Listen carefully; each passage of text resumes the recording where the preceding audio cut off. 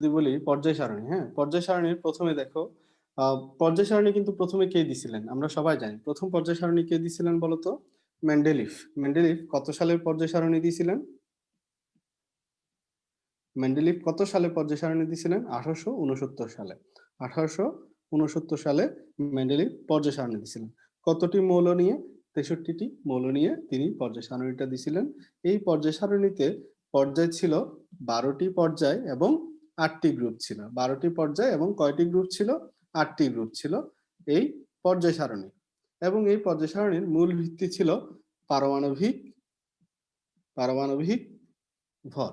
পারমাণবিক পারমাণবিক ভর, ঠিক আছে, মনে থাকবে জিনিসটা। এটা ছিল মূল ভিত্তি, কিন্তু পারমাণবিক ভরের উপর সাজাতে গিয়ে বিভিন্ন মৌলের মধ্যে সমস্যা দেখা যায়। পরবর্তীতে আসে মৌল আবিষ্কৃত হয় এবং পর্যায় সারণীতেও কি আসে? সম্প্রসারণ আসে। পর্যায় সারণী সম্প্রসারণের কারণে এখন আসছে কি? আধুনিক পর্যায় সারণী। আধুনিক পর্যায় সারণীটা কে দিছেন? আধুনিক পর্যায় সারণীটা দিছেন কে? বোর। এই আধুনিক পর্যায় সারণীতে মৌল কতটা আছে? এখনো পর্যন্ত আবিষ্কৃত মৌল হলো 118টা। এবং এই 118টা মৌলকে, এই 118টি মৌলকে কি করা হয়েছে? 7টি পর্যায় এবং 18টি গ্রুপে ভাগ করা হয়েছে। তবে গ্রুপ অনেক সময় অনেকে এভাবেও ভাগ করে যে 1 এ 2 এ এভাবে করলেও যতই করো না কেন গ্রুপ কতটাই আসবে? 18টি গ্রুপ আসে। অনেকে 0 to 18 এভাবেও লিখে। এটা হলো পর্যায় সারণীর উপর ডিপেন্ড করে। এবং এটার ভিত্তি কি? এটার ভিত্তি হলো ইলেকট্রন বিন্যাস। এখন পরীক্ষা অনেক সময় ইলেকট্রন বিন্যাস অপশনে থাকে না। ইলেকট্রন বিন্যাস যদি অপশনে না থাকে তখন তোমার কি দিতে হবে? তখন দিতে হবে ইলেকট্রন বিন্যাস যদি আধুনিক পর্যায় সারণীর মূল ভিত্তি যদি দেয়, তখন যদি ইলেকট্রন বিন্যাস না থাকে তখন তুমি পারমাণবিক সংখ্যা দাগাবা। এটা ডিপেন্ড করবে ইলেকট্রন বিন্যাস অপশনটা না থাকলে। এখন এই যে পর্যায় সারণীর মধ্যে খেয়াল করো, টোটাল পর্যায়গুলোকে আমরা দেখো, পর্যায়গুলো যদি লিখি যে প্রথম পর্যায়ে কতটি মৌল থাকে বলতো? প্রথম পর্যায়ে মৌল কতটি? 2টি। দ্বিতীয় পর্যায়ে এবং তৃতীয় পর্যায়ে মৌল হলো 2 নাম্বার এবং 3 নাম্বার পর্যায়ে মৌল হলো 8টি করে। 4 নাম্বার এবং 5 নাম্বার পর্যায়ে মৌল হলো কতটি করে? 18টি করে। ষষ্ঠ এবং সপ্তম পর্যায়ে মৌল কতটি করে? 32টি করে। সপ্তম পর্যায়ে এখন সম্পূর্ণ হয়ে গেছে, তাই না? 32টি করে। তো এখন খেয়াল করো, প্রথম পর্যায়ে মৌল খুবই কম। তাহলে এটা কি ধরনের পর্যায়? প্রথম পর্যায়টা হলো অতি হ্রস্ব পর্যায়। অতি হ্রস্ব পর্যায় বলা হবে কোনটাকে? প্রথম পর্যায়টাকে। দ্বিতীয় পর্যায় এবং তৃতীয় পর্যায়ে এই দুইটাতে মৌল হলো 8টা করে, এগুলার বলা হয় হ্রস্ব পর্যায়। 18টা করে মৌল থাকলে সেটারে বলা হয় কি? দীর্ঘ পর্যায়। আর 32টা করে মৌল যখন থাকবে সেটাকে বলা হয় অতি দীর্ঘ পর্যায়। তাহলে পর্যায়গুলোকে মৌলের সংখ্যার উপর ভিত্তি করে দেখো 4 ভাগে ভাগ করা হচ্ছে, তাই না? অতি হ্রস্ব, হ্রস্ব, দীর্ঘ এবং অতি দীর্ঘ পর্যায়। এছাড়া আরো একটা ভাগে ভাগ করা হয়, সেটা হলো ব্লকের উপর। সর্বশেষ ইলেকট্রনটা কোন অরবিটালে গেছে সেটার উপর ভিত্তি করে কতটা ভাগে ভাগ করা হয়? 4টা ভাগে ভাগ করা হয়। S block, P block, D block এবং এফ ব্লক। প্রথমে আসি আমরা এস ব্লক নিয়ে। এস ব্লকে মৌল সংখ্যা কতটি? এস ব্লকে মৌল হলো 14টি। এই 14টিকে আমরা দুইটা ভাগে ভাগ করতে পারি। একটা হলো গ্রুপ 1 এবং গ্রুপ 1 এবং 2। এই দুইটাতে দেখো, গ্রুপ 1 এ গ্রুপ 2 তে মিলাই 13টা মৌল এবং একটা হলো হিলিয়াম নিষ্ক্রিয়। এই টোটাল 13 যোগ 14টা মৌল হলো তোমার কি? এস ব্লকের অন্তর্গত। এস ব্লক মৌলগুলার বৈশিষ্ট্য হলো এরা হলো নরম। যেমন সোডিয়াম, সোডিয়ামকে কি করা যায়? ছুরি দিয়ে কাটা যায়। সোডিয়ামকে কি করা যায়? ছুরি দিয়ে কাটা যায়। আরো একটা কাজ করা হয়, সোডিয়ামকে কিভাবে সংরক্ষণ করতে হয়? সোডিয়ামকে কেরোসিনে সংরক্ষণ করতে হয়। এই কেরোসিনের নিচে যে সংরক্ষণ করা হয়, এই কেরোসিনের সংকেতটা একটু লিখে রাখো, C11H24। অনেক সময় সংকেত দিয়েও দিতে পারে। এস ব্লক মৌলগুলার আরেকটা বৈশিষ্ট্য হলো এরা সবাই আয়নিক যৌগ তৈরি করে। যেমন একজন হলো করে না, একজন করে না, সে হলো বেরিলিয়াম। আর সবাই কিন্তু আয়নিক যৌগ তৈরি করে। বেরিলিয়াম শুধু আয়নিক যৌগ তৈরি করে না, আর সবাই আয়নিক যৌগ তৈরি করে। এখন আসি আমরা শিখা পরীক্ষায় বর্ণ দেওয়া। শিখা পরীক্ষায় বর্ণ দেওয়া মানে কি? যেমন সোডিয়াম হলো HCl এর শিখা পরীক্ষায়, হাইড্রোক্লোরিক অ্যাসিডের শিখা পরীক্ষায় কি ধরনের বর্ণ দেয়? সোনালী হলুদ কালারের বর্ণ দেয়। এরকম শিখা পরীক্ষায় বর্ণ দেয় এস ব্লকের মৌলগুলা। কিন্তু বেরিলিয়াম এবং ম্যাগনেসিয়াম এই দুইটা কিন্তু শিখা পরীক্ষায় কোনো বর্ণ দেয় না। পরীক্ষায় অপশনে দেখবা বি এও আছে, বি ইও আছে। বি এ কিন্তু শিখা পরীক্ষায় বর্ণ দেয়। কিসের মতো বর্ণ দেয়? কিসের মতো বর্ণ দেয় শিখা পরীক্ষায়? আপেল সবুজ। এটা হলো আপেল সবুজ বর্ণ দেয় শিখা পরীক্ষায়। কিন্তু বেরিলিয়াম হলো শিখা পরীক্ষায় কোনো বর্ণ দেয় না। আচ্ছা, এখন দেখো এদের চৌম্বকত্ব কেমন। এরা হলো এস ব্লকের মৌলগুলা হলো ডায়াম্যাগনেটিক। এস ব্লকের মৌলগুলা কি? ডায়াম্যাগনেটিক, অর্থাৎ চৌম্বকত্ব নাই। এখন এদের গলনাঙ্ক শিখা লাগবে। গলনাঙ্কের মধ্যে বিভিন্ন মৌলের গলনাঙ্ক দেওয়া আছে। তার মধ্যে সিজিয়াম, লিথিয়াম, রেডিয়াম এবং বেরিলিয়াম এই চারটার গলনাঙ্ক খেয়াল রাখবা। সিজিয়ামের গলনাঙ্ক হলো 28 ডিগ্রি সেন্টিগ্রেড, লিথিয়ামের হলো 180 ডিগ্রি সেন্টিগ্রেড, রেডিয়ামের হলো 700 ডিগ্রি সেন্টিগ্রেড এবং বেরিলিয়ামের হলো 1278 ডিগ্রি সেন্টিগ্রেড। এস ব্লক মৌলের মধ্যে কিন্তু সিজিয়ামও পড়ছে। সিজিয়াম কিন্তু এস ব্লক মৌল, তাই না? সিজিয়াম এস ব্লক মৌল না? সিজিয়াম কিন্তু এস ব্লক মৌল। এই সিজিয়াম হলো সর্বাধিক সক্রিয় স্থায়ী ধাতু। সর্বাধিক সক্রিয় স্থায়ী ধাতু।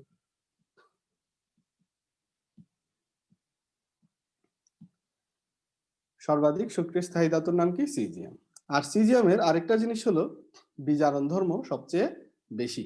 তাহলে সবচেয়ে শক্তিশালী বিজারক কে? সবচেয়ে শক্তিশালী বিজারকের নাম যদি চাই, সবচেয়ে শক্তিশালী বিজারক হলো কে? সিজিয়াম। তো সিজিয়াম, রুবিডিয়াম, এই যে তার বিজারকের ধর্মের মধ্যে যদি আমরা ক্রম করতে যাই, তাহলে সিজিয়ামের পরে থাকবে রুবিডিয়াম, রুবিডিয়ামের পরে পটাশিয়াম, দেন সোডিয়াম, দেন লিথিয়াম। এটা হলো গ্রুপ 1 কিভাবে হলো তোমার বিজারণ ধর্ম দেখায় সেটা। এখন সর্বাধিক সক্রিয় স্থায়ী ধাতুর নাম লিখলাম। সিজিয়ামের পরে কি থাকে? সিজিয়ামের পরে কিন্তু থাকে ফ্রান্সিয়াম। তাহলে সর্বাধিক সক্রিয় স্থায়ী ধাতুর মধ্যে ফ্রান্সিয়াম কেন আসে নাই? ফ্রান্সিয়াম হলো একটা তেজস্ক্রিয় মৌল। একটা তেজস্ক্রিয় মৌল। যেহেতু তেজস্ক্রিয় মৌল, তেজস্ক্রিয় যৌগ মৌলগুলা কি হবে? অস্থায়ী হবে।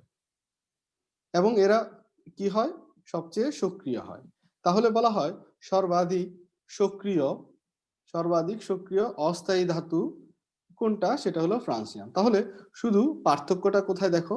শুধু পার্থক্যটা হলো এই শরীয়তে। মনে থাকবে জিনিসটা সবার। এখন আসি গ্রুপ 1 এর। এখন আসি আমরা দেখো তোমার যৌগের নাম এবং কিছু সংকেত আমি লিখে দিব, যেগুলো হলো তোমার এস ব্লক মৌলের আকরিক। যেমন রক সল্ট। রক সল্টের সংকেত কি? রক সল্টের সংকেত হলো সোডিয়াম ক্লোরাইড। এরপরে যদি বলি চিলি সল্ট পিটারের সংকেত হলো কি? Sodium nitrate. সাবাস, সোডিয়াম নাইট্রেট। আচ্ছা, চুনা পাথরের সংকেত কি? Calcium carbonate. চুনা পাথরের সংকেত কি? Calcium carbonate. ম্যাগনেটাইট বা অনেকে ম্যাগনেসাইট উচ্চারণের জন্য দেখা যায় দুই জায়গায় দুই রকম হয়। ম্যাগনেটাইট বা ম্যাগনেসাইট দুই নামে পাওয়া যায়, বইয়ের মধ্যে দেখবা ম্যাগনেসিয়াম কার্বনেট। আর ডলোমাইট যেটা, সেটা হলো ক্যালসিয়াম কার্বনেট এবং ম্যাগনেসিয়াম কার্বনেট এই দুইটার আনুপাতিক মিশ্রণ থেকে পাওয়া যায়। অর্থাৎ চুনাপাথর এবং ম্যাগনেসাইটের আনুপাতিক মিশ্রণকে আমরা কি বলবো? ডলোমাইট বলবো। জিপসাম, এগুলো সবগুলাই দেখো গ্রুপ 1-2 এর মৌলের আকরিক। জিপসাম যেটা, সেটার সংকেত আমরা সবাই অলরেডি জানি, ক্যালসিয়াম সালফেট এবং ক্যালসিয়াম সালফেট এবং 2 অণু পানি। আর plaster of Paris, plaster of Paris এটাও তোমাদের পড়াইছি আমি। প্লাস্টার অফ প্যারিস হলো 2 অণু ক্যালসিয়াম সালফেট, 2 অণু ক্যালসিয়াম সালফেট আর 1 অণু পানি। এটাকে বলা হয় হেমিহাইড্রেটেড ক্যালসিয়াম সালফেট। এটাকে কি বলা হয়? হেমিহাইড্রেটেড ক্যালসিয়াম সালফেট। মনে থাকবে। এবার আসি পি ব্লক মৌল। বলতো পি ব্লক মৌল কতটি? পি ব্লক মৌল হলো 36টি। আবার এই যে পি ব্লক মৌল 36টি, এই পি ব্লক মৌলগুলোর মধ্যে দেখো পি ব্লক মৌলগুলাকে কিন্তু আদর্শ বা প্রতিরূপী মৌল নামে আমরা চিনি। পি ব্লক মৌলগুলাকে কি বলা হয়? আদর্শ বা প্রতিরূপী মৌল। আরো একটা ব্লক আছে যাদেরকে আমরা আদর্শ বা প্রতিরূপী মৌল বলতে পারি, সেটা হলো এস ব্লক। তো দুইটা ব্লককে আমরা আদর্শ বা প্রতিরূপী মৌলের মধ্যে অন্তর্ভুক্ত করতে পারি। একটা হলো এস ব্লক আর একটা হলো পি ব্লক। এই পি ব্লকের মধ্যে কিছু আকরিক উৎপন্নকারী গ্রুপ আছে যেটাকে বলা হয় চ্যালকোজেন। আকরিক উৎপন্নকারী সেটাকে কি বলা হয়? চ্যালকোজেন। কত নম্বর গ্রুপটাকে চ্যালকোজেন বলা হয়? গ্রুপ 16। এই গ্রুপ 16-এ 4টা মৌলকে আমরা মনে রাখতে হবে: অক্সিজেন, সালফার, সেলেনিয়াম এবং টেলোরিয়াম। অক্সিজেন, সালফার, সেলেনিয়াম এবং টেলোরিয়াম, এই 4টা হলো মনে রাখবা, এই 4টা হলো চ্যালকোজেন মৌল। এখন আসি আমরা চ্যালকোজেনের পরে গ্রুপ 16। গ্রুপ 16 তো গেল, গ্রুপ 17। গ্রুপ 17 কে বলা হয় হ্যালোজেন। এখন হ্যালোজেন তো আমরা সবাই জানি, ফ্লোরিন, ক্লোরিন, ব্রোমিন, আয়োডিন। এটা নিয়ে অত বেশি প্যারা নাই, সবাই জানি আমরা।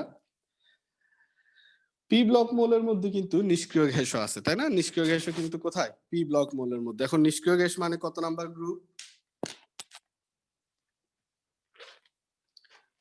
18 নাম্বার গ্রুপ। 18 নাম্বার গ্রুপকে বলা হয় পি ব্লক মৌলের অন্তর্গত, তাই না? এই 18 নাম্বার গ্রুপটা হলো নিষ্ক্রিয় গ্যাস। এখন নিষ্ক্রিয় গ্যাস হলো কি কি আছে? নিষ্ক্রিয় গ্যাস এটাও আমরা জানি, হিলিয়াম বাদ দিয়ে। হিলিয়াম শুধু কোথায়?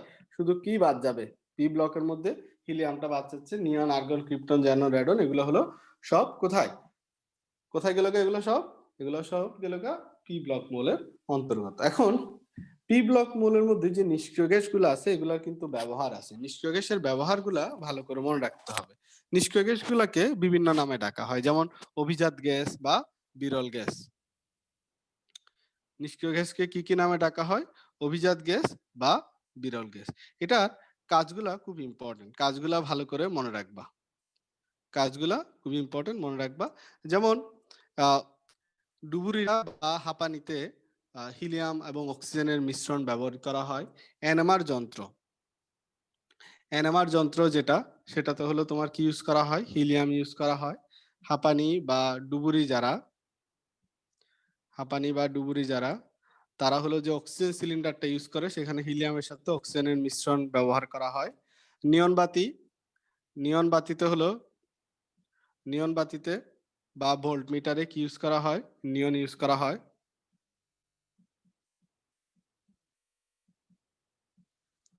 তারপর হলো বৈদ্যুতিক ভালভে কোনটা ইউজ করা হয়?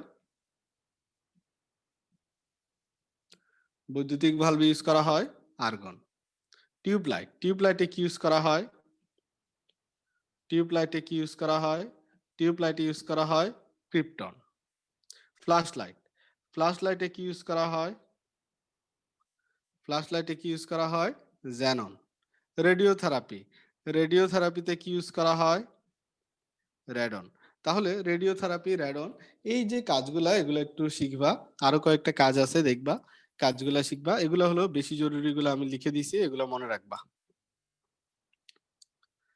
এছাড়া আরেকটা জিনিস খেয়াল রাখবা যে এই পি ব্লক মৌলের মধ্যে দেখো ফসফরাস এবং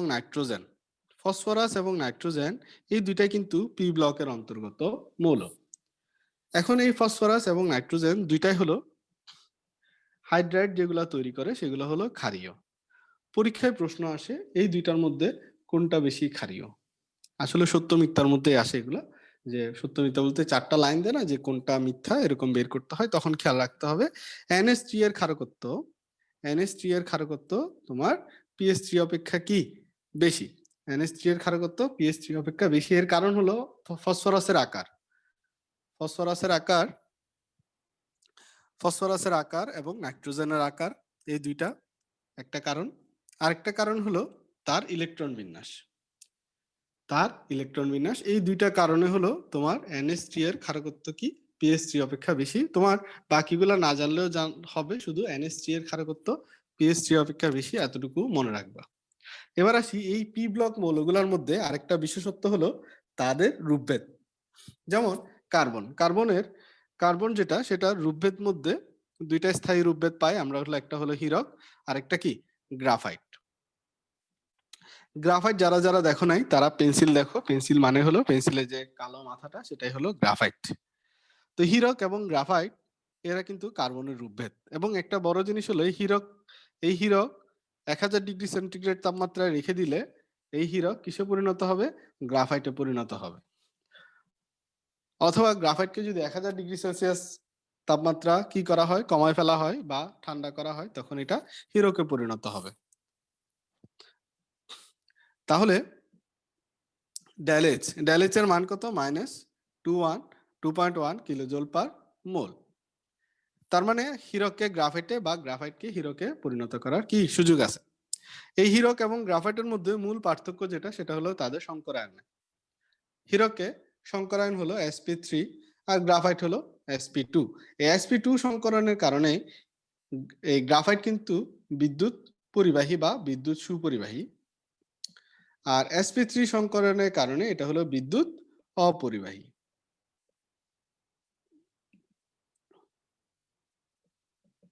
এটার হীরকের গলনাঙ্ক এবং গ্রাফাইটের গলনাঙ্ক দুইটাই খেয়াল রাখতে হবে। হীরকের গলনাঙ্ক কত, 3600 ডিগ্রি সেন্টিগ্রেড, আর গ্রাফাইটের গলনাঙ্ক হলো 3730 ডিগ্রি সেন্টিগ্রেড।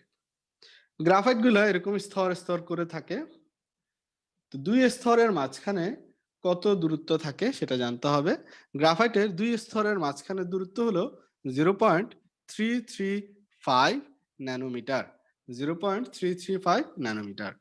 এবং এই যে কার্বন কার্বন যে বন্ধনগুলা থাকে না, এই কার্বন কার্বন বন্ধন দূরত্ব কত গ্রাফাইটে, এই কার্বন কার্বন বন্ধন দূরত্ব হলো 0.142 ন্যানোমিটার। নর্মালি কিন্তু sp2 সংকরিত হলে কার্বন কার্বন বন্ধন দূরত্ব কত হয়, কে পারবা?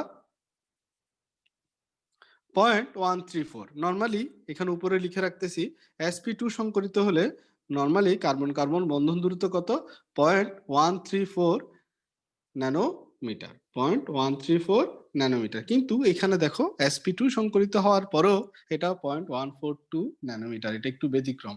আরো একটা আছে এরকম sp2 0.134 দেখায় না, এরকম আরেকটা আছে, সেটা হলো বেনজিনে।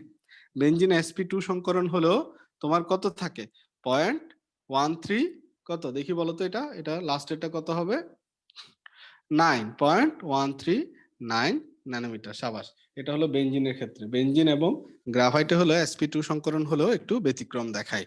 আচ্ছা, আমরা আবার চলে আসি আমাদের ট্র্যাকে, সেটা হলো হীরক। হীরকের আপেক্ষিক গুরুত্ব কত, হীরকের আপেক্ষিক গুরুত্ব কত, হীরকের আপেক্ষিক গুরুত্ব হলো 3.52।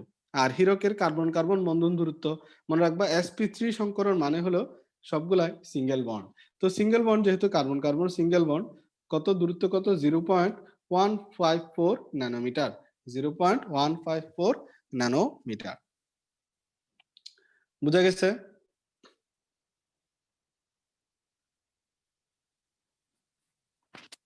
এবার আসি আরো কিছু রূপভেদ নিয়ে। রূপভেদের মধ্যে নাইট্রোজেনের রূপভেদ। নাইট্রোজেনের কয়টা রূপভেদ আছে? নাইট্রোজেনের রূপভেদ আছে দুইটা। একটা হলো আলফা বা কিউবিক, একটা হলো আলফা বা কিউবিক, একটা হলো বিটা বা হেক্সাগোনাল। বিটা বা হেক্সাগোনাল দুই ধরনের তোমার কি আছে, রূপভেদ আছে। ফসফরাসের রূপভেদ হলো কয়টা? তিনটা। ফসফরাসের রূপভেদ তিনটা জানা লাগবে। তিনটা কি কি? সাদা, কালো এবং লাল। আমরা বলি ফসফরাসের রূপভেদ হলো কি, সকাল। সকাল হলো কি, সাদা, কালো আর লাল। ঠিক আছে, স দিয়ে সাদা, কা দিয়ে কালো, ল দিয়ে লাল, মনে রাখবা। আর্সেনিক, এটা কেন বললাম সকাল আমি শিখাইতাম না, কারণ আর্সেনিকেরও তিনটা আছে যেগুলো হলো ভেজাল লাগায়। আর্সেনিকেরটা হলো দেখো ধূসর, কালো, হলুদ, এই জন্য ভেজালটা লাগে অনেক সময়, এই জন্য এটা আলাদা করে দেওয়া। এবার আসি অ্যান্টিমনি, এসবি যেটা, সেটা হলো অ্যান্টিমনি। অ্যান্টিমনির রূপভেদ আছে কয়টা? তাও তিনটা, আলফা, ধাতব এবং বিস্ফোরক, তিনটা রূপভেদ আছে। এই যে ফসফরাসের রূপভেদ, আমরা ফসফরাসের যে রূপভেদ পাইছি না, সাদা এবং লাল, এই শ্বেত ফসফরাস লাল ফসফরাস হতে পারবে, লাল ফসফরাস আবার শ্বেত ফসফরাস হতে পারবে। শ্বেত ফসফরাস লাল ফসফরাস হওয়ার জন্য কি লাগে? শ্বেত ফসফরাস লাল ফসফরাস হওয়ার জন্য বা লোহিত ফসফরাস হওয়ার জন্য আয়োডিন লাগবে এবং 250 ডিগ্রি সেন্টিগ্রেড টেম্পারেচার লাগবে। তাহলে চিন্তা করো, শ্বেত ফসফরাসকে লোহিত ফসফরাস করার জন্য প্রবাহ কি লাগবে? আয়োডিন, এবং টেম্পারেচার লাগবে কত? 250 ডিগ্রি সেন্টিগ্রেড। এবং মাধ্যম হিসেবে কি ইউজ করতে হবে? মাধ্যম হিসেবে ইউজ করতে হবে আইদার কার্বন ডাইঅক্সাইড অথবা নাইট্রোজেন। এখন কার্বন ডাইঅক্সাইড হলো নিষ্ক্রিয় মাধ্যম, নাইট্রোজেন হলো নিষ্ক্রিয় মাধ্যম। ঠিক আছে, ক্লিয়ার? আচ্ছা, এখন আসি আমরা লোহিত ফসফরাস। এই লোহিত ফসফরাস সেম লাল ফসফরাসকে আমরা চাইলে কি শ্বেত ফসফরাসে পরিণত করতে পারবো। শর্ত হলো কি আয়োডিন প্রবক, তবে এবার টেম্পারেচারটা ভিন্ন। টেম্পারেচার কত? 550 ডিগ্রি সেন্টিগ্রেড। ওই মাধ্যম আগের মতোই থাকবে, ঠিক আছে, শুধু টেম্পারেচারটা খেয়াল রাখবে, এখানে পরীক্ষায় টেম্পারেচারটা বেশি দরকার পড়ে। ফসফরাসের অণু কি? P4 অণু। ফসফরাস অণুর মধ্যে বন্ধন কোণ কত? ফসফরাস অণুর বন্ধন কোণ হলো 60 ডিগ্রি। ফসফরাস অণুর বন্ধন কোণ কত? 60 ডিগ্রি। তারপর দেখো N ট্রিপল বন্ড N এবং P সিঙ্গেল বন্ড P, এই দুইটা শক্তি জানা লাগবে। নাইট্রোজেন ট্রিপল বন্ডের শক্তি হলো 945 কিলোজুল পার মোল। মনে রাখবা, নাইট্রোজেন ট্রিপল বন্ডের শক্তি কত? 945 কিলোজুল পার মোল। ফসফরাস সিঙ্গেল বন্ডের শক্তি হলো 209 কিলোজুল পার মোল।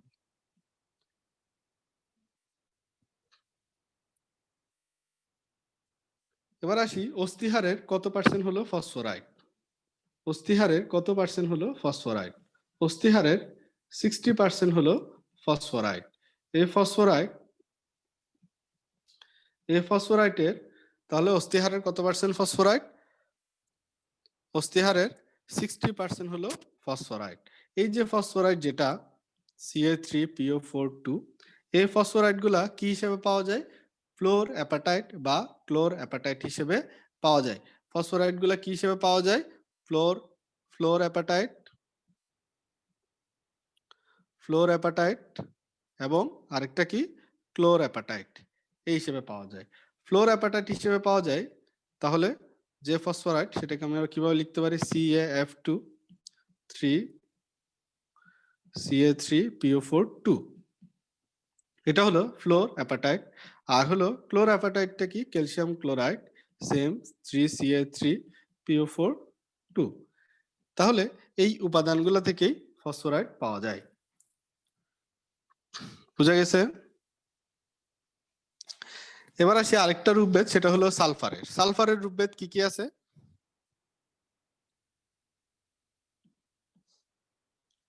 সালফারের রূপভেদ আছে হলো 3 ধরনের। সালফারের রূপভেদ কয় ধরনের আছে? 3 ধরনের। কি কি রূপভেদগুলা? একটা হলো দানাদার হতে পারে, একটা হলো অদানাদার হতে পারে, আরেকটা হলো তরল হতে পারে। দানাদার সালফার কোনগুলা? দানাদার সালফার হলো আলফা, বিটা। এতটুকু পড়লে হবে না, কি পড়তে হবে? রম্বিক শব্দটা পড়তে হবে। Rhombic, monoclinic. অনেক সময় এটুকু হয় না, পরীক্ষা আসে রম্বিক সালফারের আকৃতি কেমন। এই জন্য রম্বিক সালফারের আরো একটা মনে রাখবে, এটাকে প্রিজমেটিক সালফারও বলা হয়। সরি, এটা হলো রম্বিকটা হলো অষ্টতলক হবে, রম্বিকটা অষ্টতলক হবে, আর মনোক্লিনিকটা হবে প্রিজমেটিক। অর্থাৎ একটা প্রিজমের মতো, একটা হলো অষ্টতলক। এই জন্য তিনটা নামই মনে রাখতে হয়। অনেকে কি করে যে আলফা বিটা মনে রাখলে হবে, এখানে তো তোমার ফাঁকিবাজি করার সুযোগ নাই, যেহেতু এটা এমসিকিউ। তো এখানে খেয়াল করে, এবার আসি আমরা অদানাদার। অদানাদারটা হলো কিভাবে 2 ধরনের, একটা হলো গামা আর একটা হলো ডেল্টা। তবে এই গামাটার আবার নাম আছে, যেমন প্লাস্টিক। প্লাস্টিক মানে আমরা কি বলতে পারি, নমনীয়। আর ডেল্টা যেটা, সেটা হলো শ্বেত সালফার, বা যেটাকে বলা হয় কি দুগ্ধ সালফার। এবার আসি আমরা তরল সালফার। তরল সালফার কি আছে? তরল সালফার আছে কি, এই আবারও আমরা কি পাচ্ছি, ল্যামডা, এবং এটারে ডেল্টা বলে অনেক সময়। ডেল্টা যে রোমান আর গ্রিক দুই জায়গায় দুইটা উচ্চারণ করে, তোমরা যেটা উচ্চারণ করো সমস্যা নেই। ডেল্টা আর মিউ। তরল তরল যেটা সালফারের রূপভেদ সেটা হলো তাহলে কি আসে, ল্যামডা এবং মিউ। তাহলে এই জিনিসগুলা খেয়াল রাখবা, মনে থাকবে। সালফারের রূপভেদ, সালফারের একটা যৌগ হলো সালফার ডাইঅক্সাইড। এই সালফার ডাইঅক্সাইড কিন্তু বিরঞ্জনে অংশগ্রহণ করে। তাহলে এস ব্লকের একটা অন্যতম বৈশিষ্ট্য হলো যে এস ব্লকের মৌলগুলার অক্সাইড কি করতেছে, বিরঞ্জনে অংশগ্রহণ করে। সালফার ডাইঅক্সাইড যে বিরঞ্জন ঘটায়, এই বিরঞ্জনটা হয় কিসের মাধ্যমে? বিরঞ্জনটাই হয় জায়মান হাইড্রোজেনের মাধ্যমে। জায়মান হাইড্রোজেন দ্বারা কি হয়, বিরঞ্জন হয়। আর ক্লোরিন দ্বারা যখন বিরঞ্জন হয়, ক্লোরিন দ্বারা যখন বিরঞ্জন হয়, তখন জায়মান অক্সিজেন অংশগ্রহণ করে। তাহলে খেয়াল রাখবো, প্রশ্ন আসবে সালফার ডাইঅক্সাইডের বিরঞ্জনে কে অংশগ্রহণ করে? জায়মান হাইড্রোজেন। ঠিক আছে।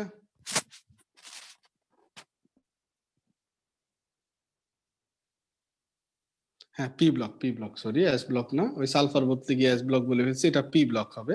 তো এখানে খেয়াল করো, সালফার তো পি ব্লকেরই, আমরা একটু আগে তো পড়াইলাম চ্যালকোজেন। এখন দেখো, কিছু কিছু এই এই পি ব্লক মৌলের মধ্যে আবার কিছু সুপার অক্সাইড, পলি অক্সাইড, মিশ্র অক্সাইড, সাব অক্সাইড, অক্সাইডের নাম মনে রাখতে হয়। অক্সাইডের নাম এখন তুমি নরমালি জানো যে সোডিয়াম অক্সাইড, তারপর হলো হাইড্রোজেন অক্সাইড, পানি, ধাতব অক্সাইড, এগুলো তো নরমাল, এগুলো তুমি বইয়ে নরমালি জানো। যেগুলো ব্যতিক্রমী আসে, যেমন সুপার অক্সাইড। সুপার অক্সাইডের উদাহরণ কোনটা পরীক্ষায় আসতে পারে, কারণ কি এটা জার্মান তোমরা শিখছো, তাই না? সুপার অক্সাইডের আলাদা করে নাম একটা পটাশিয়াম সুপার অক্সাইড, আমরা সবাই পড়ি KO2। এবার আসি পলি অক্সাইড। পলি অক্সাইডের উদাহরণ যদি দেয়, পলি অক্সাইডের উদাহরণ যদি দেয় তাহলে লেড অক্সাইড এবং ম্যাঙ্গানিজ অক্সাইড। মিশ্র অক্সাইড, মিশ্র অক্সাইড জিনিসটা কি, সেটা হলো দুই ধরনের অক্সাইড যদি মিশ্রিত হয়ে একটা অক্সাইড তৈরি হয়, তখন সেটাকে বলা হয় মিশ্র অক্সাইড। যেমন Fe3O4। এই Fe3O4টা FeO এবং Fe2O3 এই দুইটার সমন্বয়ে গঠিত। তারপর আছে হলো লেড অক্সাইড, Pb3O4। এটা তোমার কি 2PbO এবং PbO2। এরপর দেখো ম্যাঙ্গানিজ অক্সাইড, এটাও তোমার দেখো সেম। তাহলে এগুলাকে আমরা মিশ্র অক্সাইড বলতে পারি। তাহলে মিশ্র অক্সাইড গুলা খেয়াল রাখবা। এবার আসি পি ব্লক মৌলের কিছু আকরিকের নাম এবং সংকেত। পি ব্লক মৌলের কিছু আকরিকের নাম হলো, যেমন galena, cinnabar, zinc blende, orpiment, copper pyrite. Galena, cinnabar, zinc blende, orpiment এবং কপার পিরাইট। তো এরা হলো তোমার এইগুলো হলো, মনে রাখবে, এগুলো হলো কিসের, পি ব্লক মৌলের আকরিক। গ্যালেনার সংকেত লেড সালফাইড, একইভাবে হলো সিনাবার হলো HgS mercuric sulphide, zinc blende হলো জিঙ্ক সালফাইড, আর্সেনিক সালফাইড আছে, তারপর তো কপার পিরাইট CuFeS2। তাহলে এই সংকেতগুলা একটু শিখে ফেলবা। এগুলা তোমাদের শিখার জন্য অলরেডি বলছিলাম, পরিবেশ রসায়ন চ্যাপ্টারে কিন্তু এইগুলা পাওয়ার কথা তোমাদের, যদি পড়ে থাকো আর কি।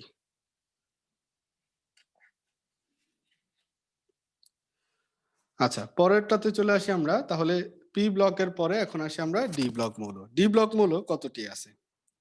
ডি ব্লক মৌল কতটি আছে? ডি ব্লক মৌল আছে 41টি। এই ডি ব্লক মৌলগুলোর মধ্যে ডি ব্লক বা ডি অরবিটালে মূলত ইলেকট্রন থাকতে পারে 1 থেকে 10টা।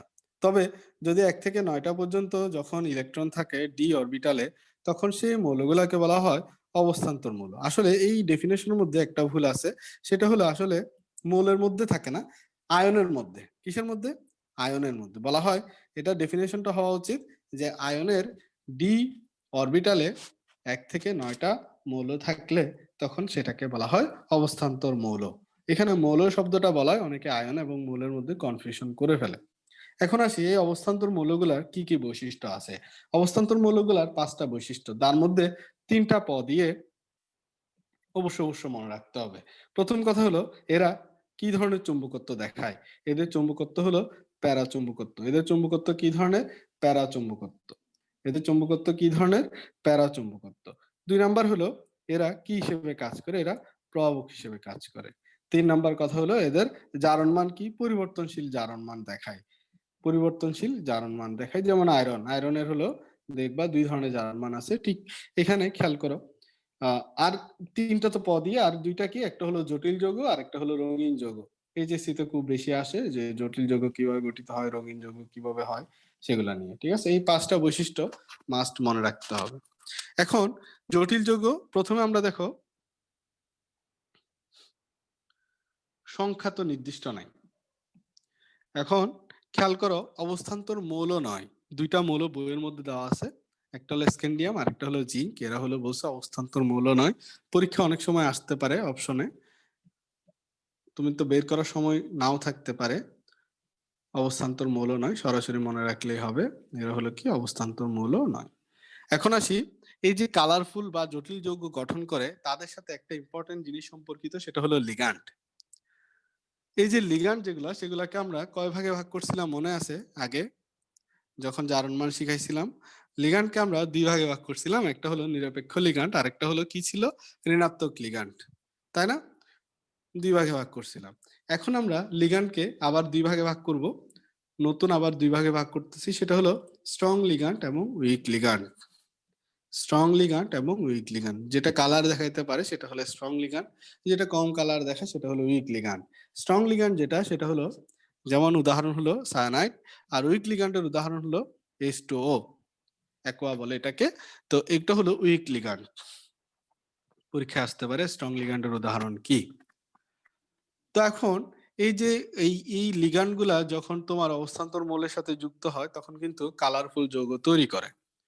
তো এই যে কালারফুল যৌগ তৈরি করে, এখন এই কালারফুল যৌগগুলা কোন আয়ন কি ধরনের কালার দেয়? একটা চার্ট দেখবা বইয়ের মধ্যে। বই খুলো সবাই, বইয়ের মধ্যে একটা চার্ট পাইছো কিনা দেখো, অবস্থান্তর মৌলের আয়নের বর্ণ। পাইছো চার্টটা?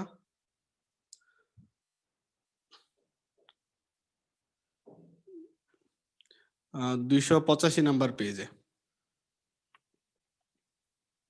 Thank you Tahrin. তাহরিন আমাকে সাহায্য করতেছে। 285 নাম্বার পেজে পাইছো সবাই?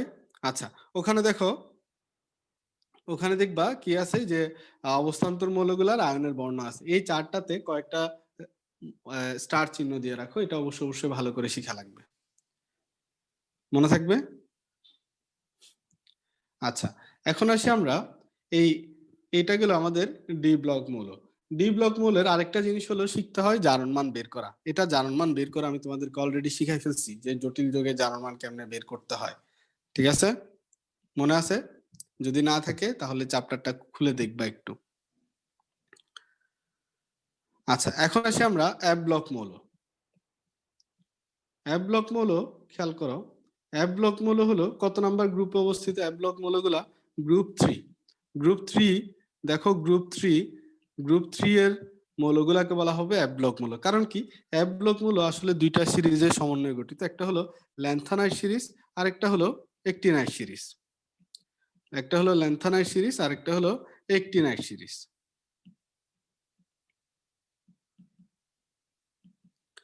ল্যান্থানাইট সিরিজ আর একটা হলো অ্যাক্টিনাইট সিরিজ। এই ল্যান্থানাইট এবং অ্যাক্টিনাইট সিরিজের টোটাল 30টা মৌল আছে, কিন্তু এই 30টা মৌলরে আমরা এ ব্লক মৌল বলি না। কারণ কি? এর মধ্যে 3টা আছে যারা ডি ব্লকের অন্তর্ভুক্ত। এজন্য 30 থেকে 3 বাদ দিলে কত? 27। 27 কে বলা হয় প্রকৃত এ ব্লক মৌল। তাহলে এই 3টা কারা কারা? সেই 3টা মনে রাখবা। এই 3টা হলো এই ল্যান্থানাইট এবং কি অ্যাক্টিনাইট সিরিজ থেকে একলা থাকে বা আলাদা থাকে। একলা দিয়ে আমি কি বুঝাচ্ছি দেখো, একলা দিয়ে কি বুঝাচ্ছি? একলা দিয়ে বোঝাচ্ছি অ্যাক্টিনাইট, লা দিয়ে হলো ল্যান্থানাইট, আর থাকে দিয়ে থোরিয়াম। এই তিনটা মৌল, অ্যাক্টিনাইট, ল্যান্থানাইট এবং থোরিয়াম, এই তিনটা ল্যান্থানাইট এবং অ্যাক্টিনাইট সিরিজের সদস্য হলেও তারা কিন্তু এক ব্লক মৌল নয়। বুঝাতে পারছি কথাটা? এই এক ব্লক মৌলগুলা বা ল্যান্থানাইট এবং অ্যাক্টিনাইট সিরিজে কিন্তু ব্যবহার এবং বৈশিষ্ট্য দুইটাই জরুরি। আমি হয়তো ইম্পর্টেন্ট গুলা পড়াচ্ছি, তোমরা কিন্তু পুরাটা দেখবা। তো ল্যান্থানাইট সিরিজের প্রথম যে বৈশিষ্ট্যটা সেটা হলো তার স্থায়ী জারণ মান। ল্যান্থানাইট সিরিজের মৌলগুলার স্থায়ী জারণ মান কত? +3। এবং এগুলার ব্যবহার করা হয় কোথায়? এগুলার অক্সাইড গুলা ব্যবহার করা হয় সানগ্লাস, এবং এগুলো হলো ল্যান্থানাইট। ল্যান্থানাইটের বৈশিষ্ট্য পড়তেছি আমরা। স্থায়ী জারণ মান লিখে ফেলো। স্থায়ী জারণ মান কত? +3। যারা লিখতে পারো নাই, ল্যান্থানাইট সিরিজের মৌলগুলার স্থায়ী জারণ মান হলো +3। সানগ্লাস এবং ওয়েল্ডিং এর গগলস তৈরিতে,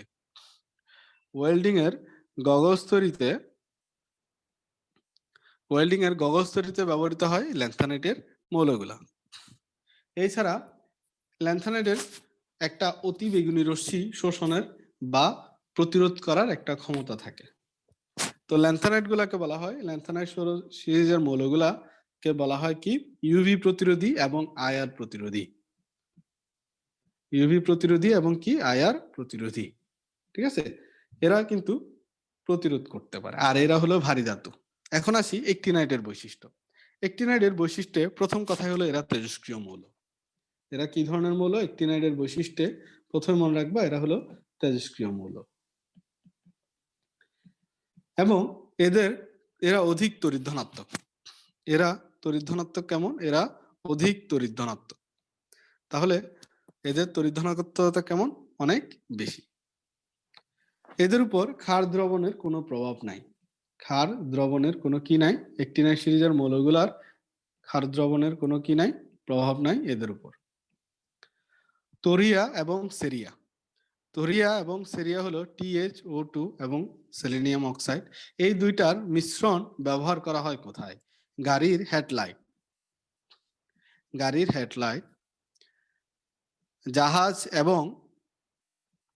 জাহাজ এবং রেলগাড়ির সার্চ লাইট, এগুলাতে ব্যবহার করা হয় থোরিয়া এবং সেরিয়ার মিশ্রণ।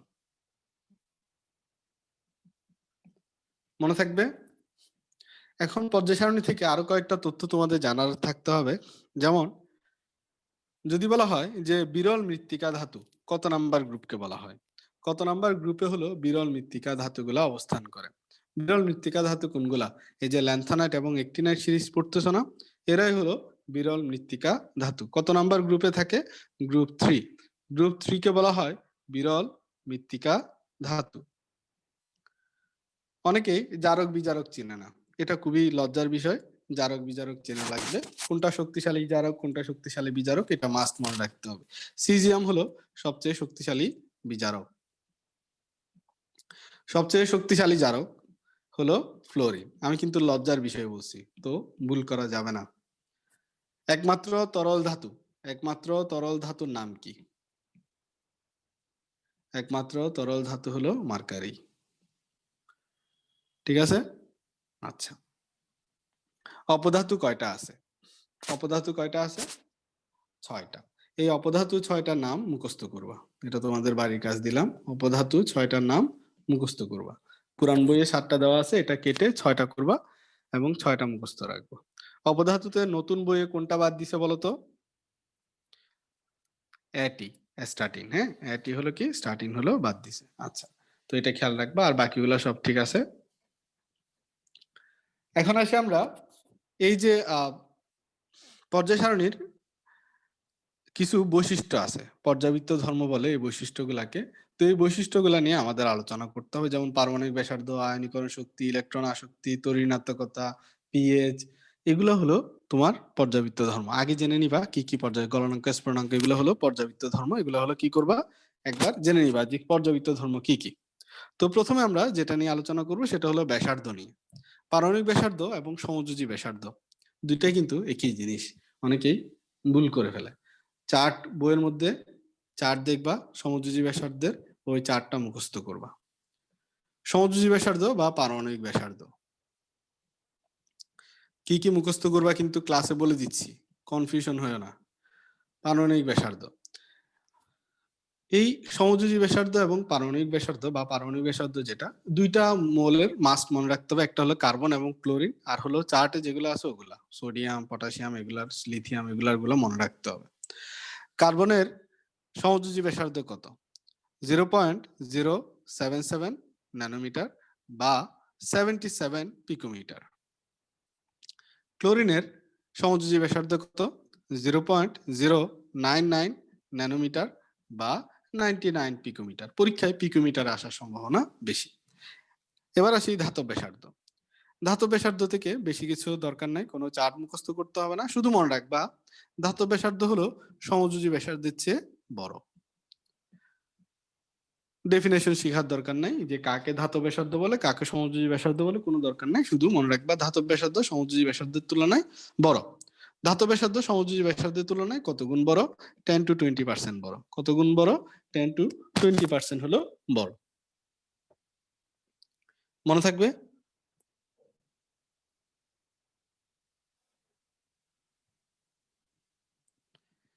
এবার আসি আমরা এই যে আয়নীকরণ বিভব,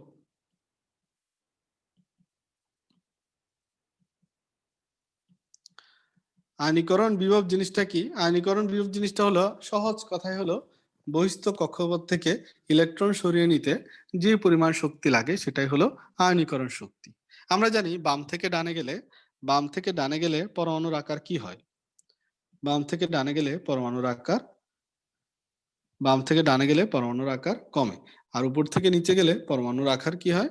বাড়তে থাকে। তো বাড়তে থাকলে ইলেকট্রন এবং নিউক্লিয়াসের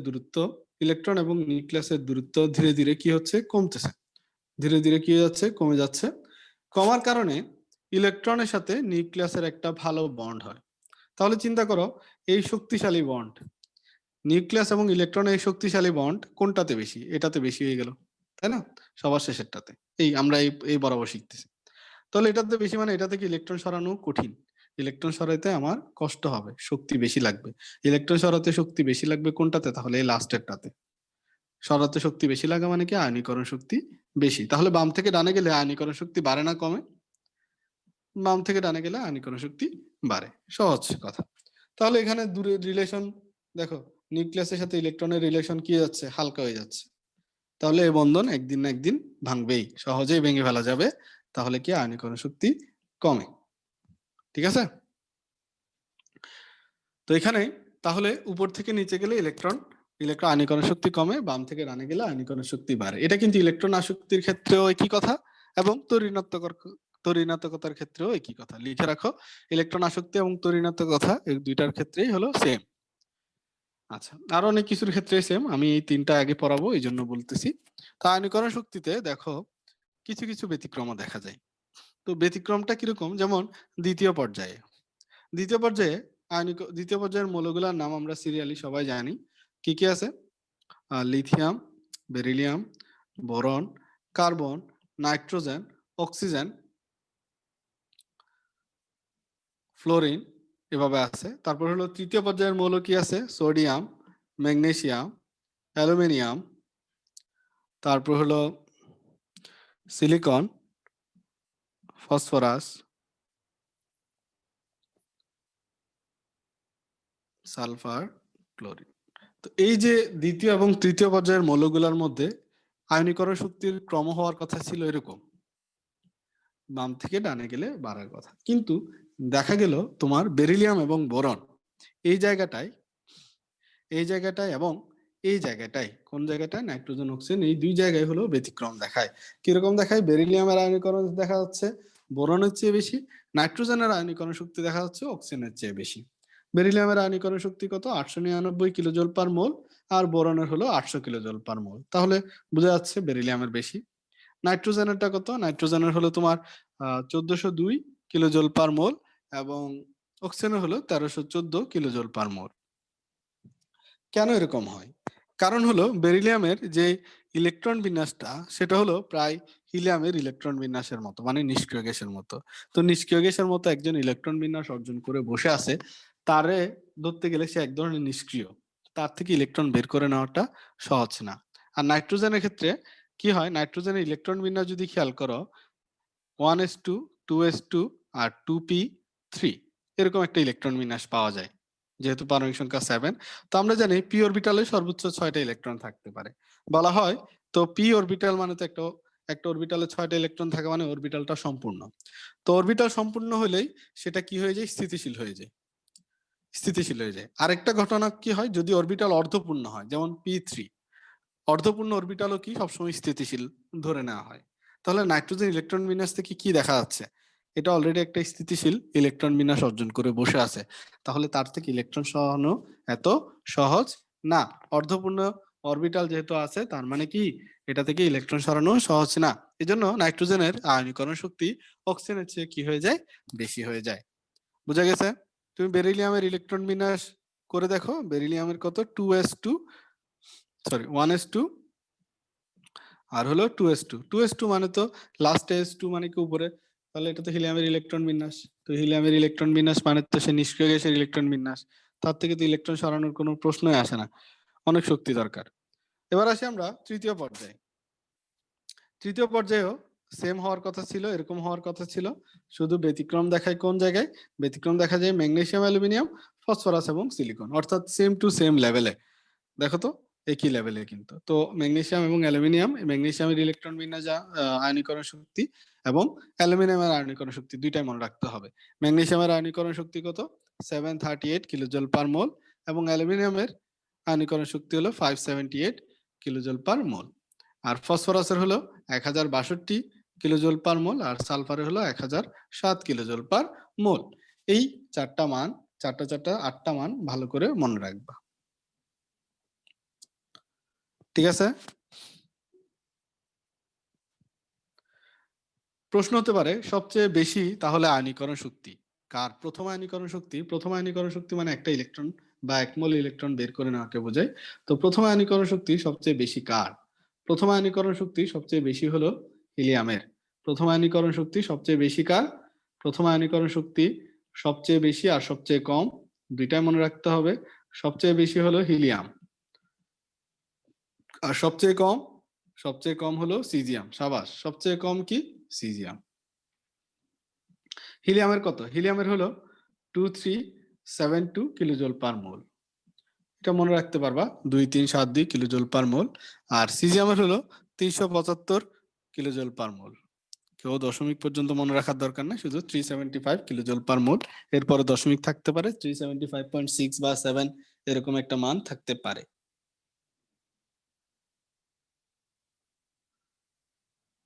ঠিক আছে?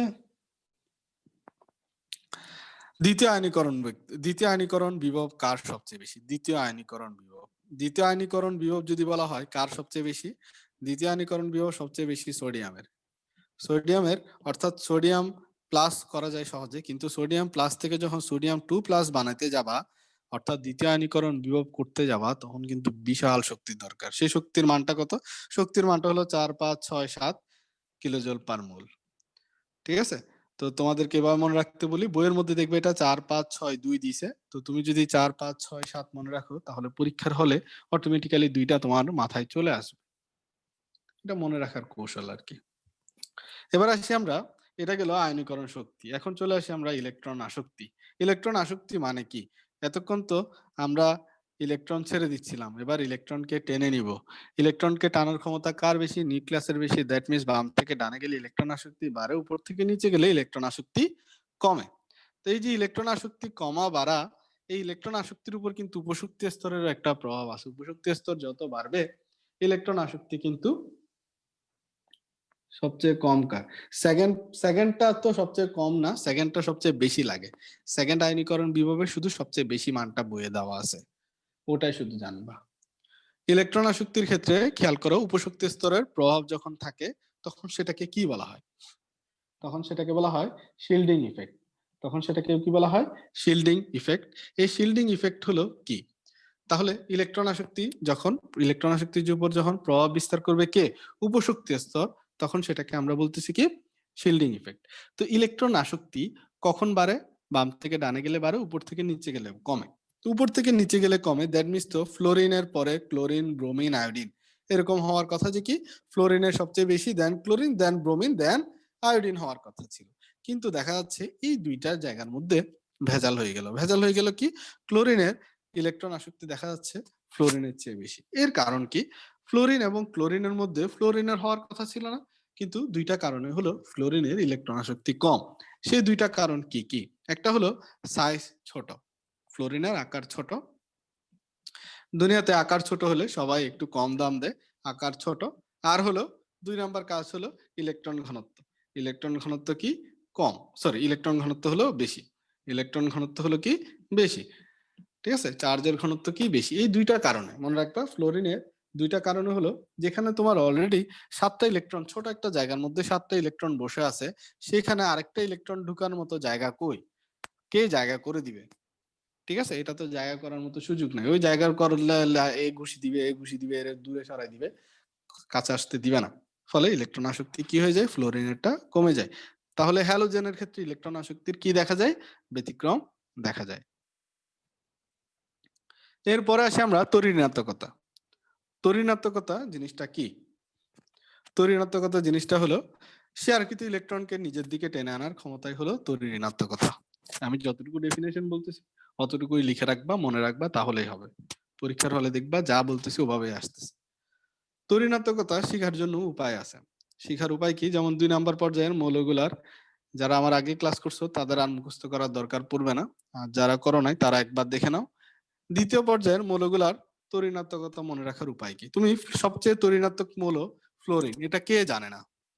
কে জানে না? দুনিয়াতে এমন কেউ নাই যে জানে না। ফ্লোরিনের তড়িৎ-ঋণাত্মকতা 4, এটাই হলো সর্বাধিক তড়িৎ-ঋণাত্মক মৌল।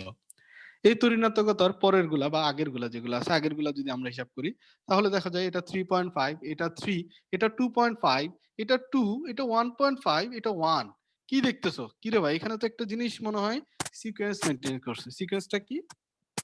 0.5 করে, 0.5 করে যদি আমরা ডান দিক থেকে হিসাব করি, 0.5 করে কমে, বাম দিক থেকে হিসাব করলে 0.5 করে বাড়ে। তাহলে তুমি তো একটা জানলে হয়ে যাচ্ছে, সেটা হলো কি, ফ্লোরিনের তড়িৎ-ঋণাত্মকতা জানলে হয়ে যাচ্ছে, বাকিগুলো দেখবো অটোমেটিক্যালি চলে আসতেছে, ঠিক না? আচ্ছা, এরপরে আসি আমরা সোডিয়াম।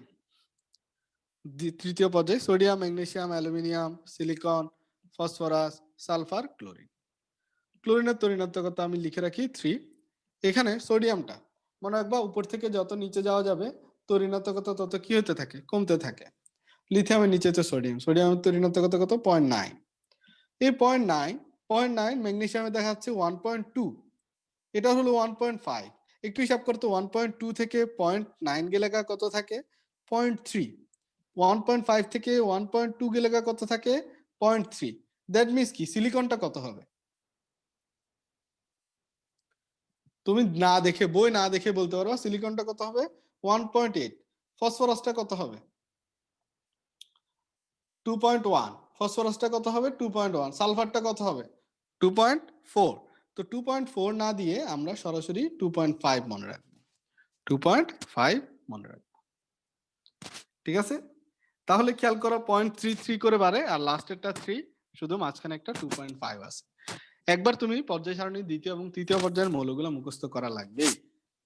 এর কারণ কি, দ্বিতীয় এবং তৃতীয় পর্যায়ের মধ্যে আরেকটা সম্পর্ক আছে। কোনাকুনি সম্পর্কটাকে কি সম্পর্ক বলা হয়, কর্ণ সম্পর্ক। কর্ণ সম্পর্ক, তাহলে কর্ণ সম্পর্ক দ্বিতীয় এবং তৃতীয় পর্যায়ের মৌলগুলোর মধ্যে কি থাকে, কর্ণ সম্পর্ক থাকে, ঠিক আছে? আচ্ছা, এখন আসি আমরা ফ্লোরিন, ক্লোরিন শিখছি, ব্রোমিন, আয়োডিনও শিখা লাগবে। ব্রোমিনের হলো কত, ব্রোমিনের হলো 2.8, আয়োডিনের হলো 2.5। আয়োডিনের কত, 2.5, আর ব্রোমিনের হলো 2.8। আচ্ছা, আর হাইড্রোজেনেরটা শিখা লাগবে, হাইড্রোজেনেরটা হলো 2.1। তো তড়িৎ-ঋণাত্মকতা যদি তুমি এভাবে টেকনিক্যালি শিখো তাহলে 7-8টা শিখলে হয়ে যাবে। আর যদি টেকনিক্যালি না শিখে মুখস্থ করতে চেষ্টা করো তাহলে হবে, কোনো সমস্যা নাই।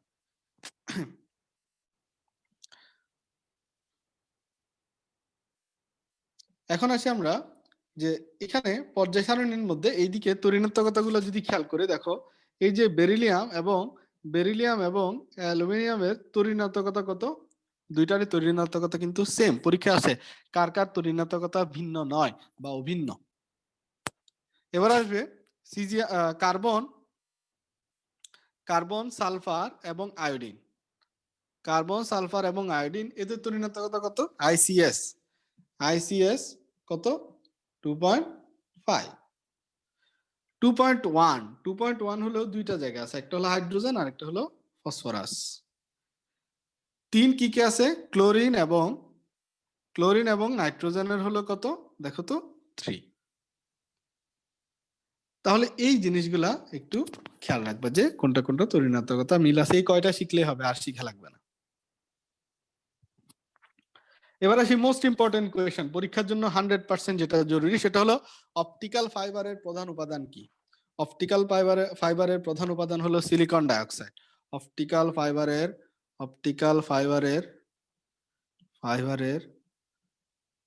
প্রধান উপাদান হলো কি? Silicon dioxide. বৈদ্যুতিক ইনসুলেটর রূপে ব্যবহৃত হয় কি? ম্যাগনেসিয়াম অক্সাইড, অ্যালুমিনা এরা বৈদ্যুতিক ইনসুলেটর হিসেবে ব্যবহৃত হয়। ইনসুলেটর মানে কি? এখন এই ইংলিশের অর্থ তোমাদের এমনও জানা লাগবে, জেনে নিও। এবার আসি বাণিজ্যিক অ্যাসিড কয়টা আছে? বাণিজ্যিক অ্যাসিডের সাথে পরীক্ষার হলে ঝামেলা লাগে যেটা, সেটা হলো অ্যাসিড বৃষ্টির অ্যাসিড গুলা। ঠিক আছে, বাণিজ্যিক অ্যাসিড গুলো হলো সালফিউরিক অ্যাসিড, নাইট্রিক অ্যাসিড, এতটুকু ঠিক আছে, আর হলো ফসফরিক অ্যাসিড। অ্যাসিড বৃষ্টিতে কোনটা নাই?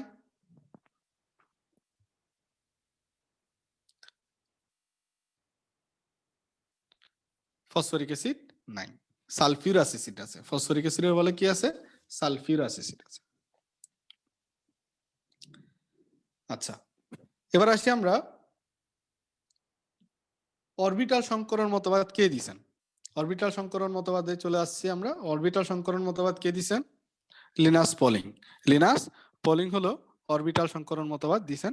এই অরবিটাল সংকরণ মতবাদ আসলে কি? ওই যে পাই বন্ড, সিগমা বন্ড, এগুলা কিভাবে হয় না, এগুলাই। তো আমরা এগুলা সম্পর্কে একটু আলোচনা করব। এই লিনাস পলিং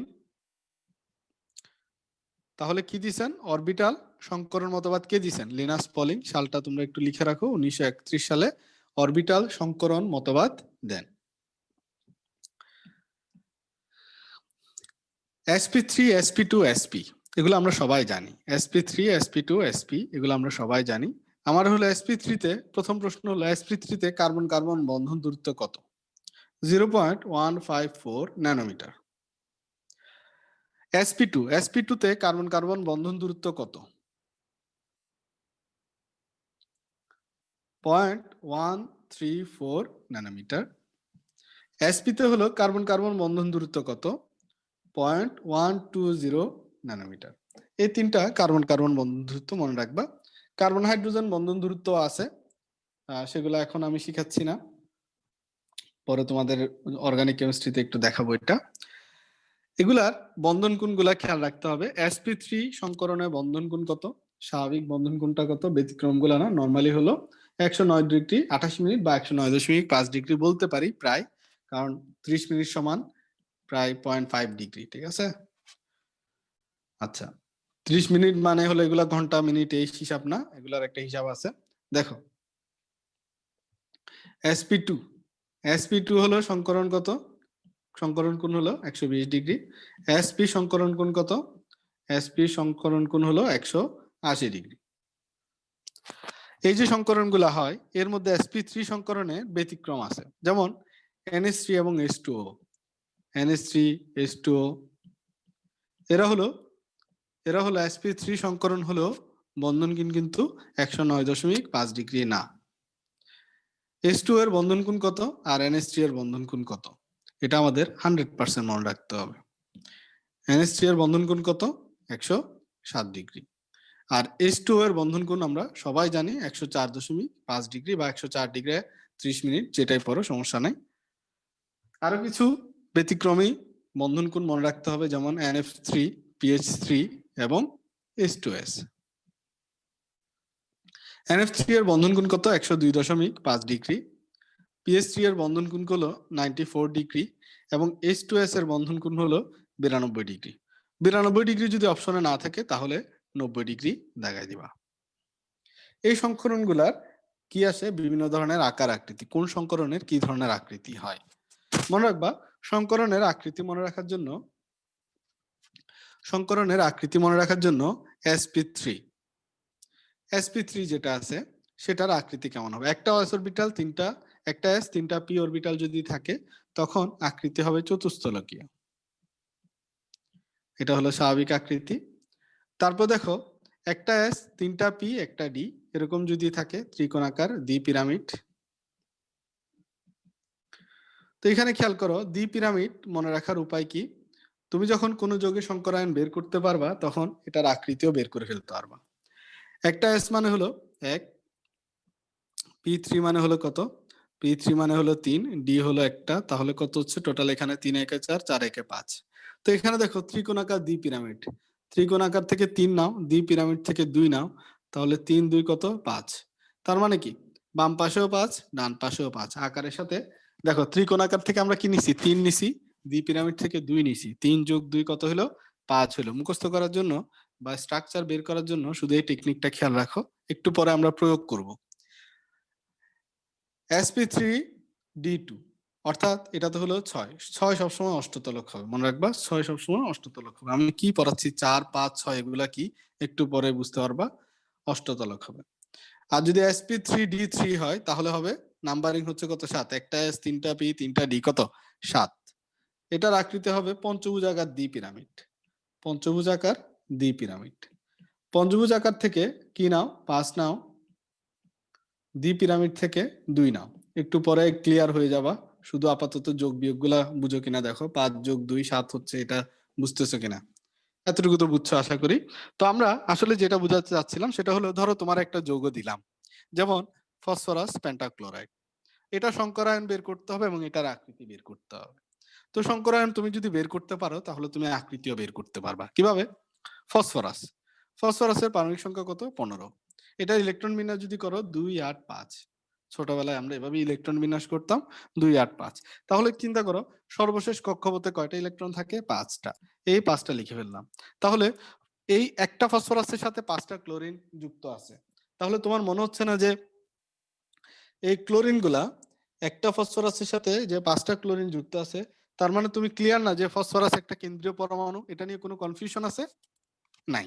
তাহলে এই ফসফরাস, তাহলে কেন্দ্রীয় পরমাণুর আমরা কি লিখছি এখানে, কেন্দ্রীয় পরমাণুর সর্ববহিঃস্থ স্তরে ইলেকট্রন কতটা সেটা লিখলাম। তাহলে আমাদের প্রথমে চিন্তা হবে কেন্দ্রীয় পরমাণু কে, তারপরে বের করতে হবে তার সর্ববহিঃস্থ কক্ষপথে ইলেকট্রন কয়টা। তো বের করে ফেললাম ফসফরাসের 5টা ইলেকট্রন আছে।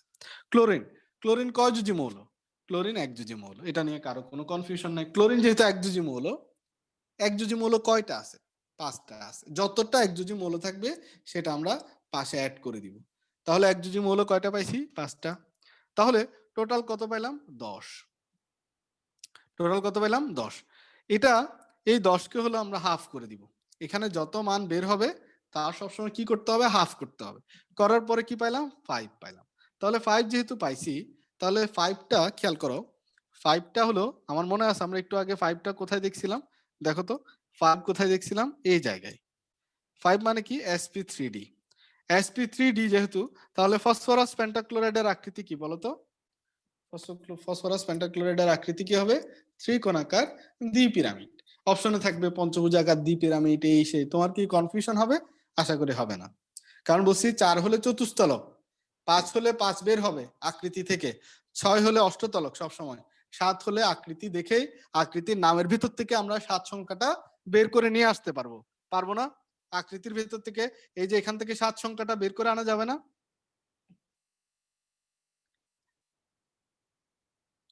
যাবে। আচ্ছা, এখন আসি আরো একটা যৌগে। এবার দেখো ধরো POCl3, দেখি এটা সংকরায়ন বের করি আমরা। এটা একটু ব্যতিক্রমী, ব্যতিক্রমী কেন দেখো এখানে একটা দ্বিযুজীয় মৌল দেখতেছি, সেটা হলো কে অক্সিজেন। এটা কেন্দ্রীয় পরমাণু হলো ফসফরাস, কোনো সন্দেহ নাই, কারণ ফসফরাসের যোজনী এখানে সবচেয়ে বেশি। তো ফসফরাসের বহিস্থ কক্ষপথে ইলেকট্রন কয়টা এটা আমরা সবাই জানি, কয়টা 5টা। অক্সিজেন দ্বিযুজীয় মৌল, দ্বিযুজীয় মৌল সংকরায়নের সময় হিসাবে আসে না, দ্বিযুজীয় মৌল সংকরায়নের সময় হিসাবে আসে না, তিনযুজীয় মৌল সংকরায়নের সময় হিসাবে আসে না। তাহলে ফসফরাস কেন আসলো? ফসফরাস আসছে কারণ কেন্দ্রীয় পরমাণু দেখেই, যা অর্থাৎ কেন্দ্রীয় পরমাণুটা তুমি হিসাবে নিবা, এটা ছাড়া বাকি দ্বিযোজী ত্রিযোজী যত যোজী থাকুক ওটা আর হিসাবে আসবে না। এবার আসি আমরা ক্লোরিন। ক্লোরিন হলো একযোজী মৌল। একযোজী মৌল কয়টা আছে? 3টা। তাহলে 5 যোগ 3 কত? 8। 8কে যদি আমরা হাফ করি কত? 8কে যদি হাফ করি 4। 4 হলে কি বলছিলাম? 4 হলে সংকরায়ন কি হবে?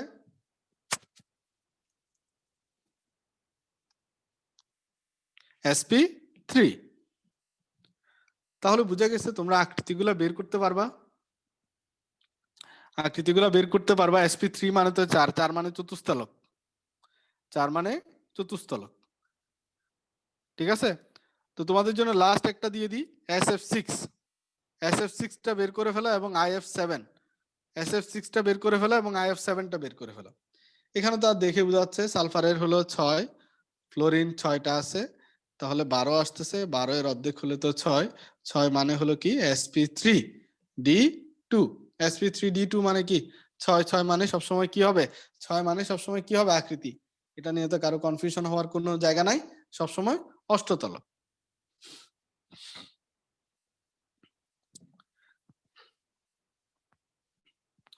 আচ্ছা, এবার দেখো আয়নের ক্ষেত্রে, অনেক সময় আয়নের ক্ষেত্রেও পরীক্ষায় আসে, যেমন NH4+। বললো NH4+ এর কি বের করো? যে সংকরায়ন বের করো। NH4+ এর কেন্দ্রীয় পরমাণু নাইট্রোজেন, কোনো কনফিউশন নাই। নাইট্রোজেনের পারমাণবিক সংখ্যা 7, তাহলে 2, 5 ইলেকট্রন বিন্যাস করলে। বহিস্থ কক্ষপথে কয়টা আছে? 5টা আছে, 5টা লিখে ফেললাম। হাইড্রোজেন কয়টা আছে? 4টা আছে। হাইড্রোজেন কয়টা আছে? 4টা আছে। 5 যোগ 4 9 আসলো।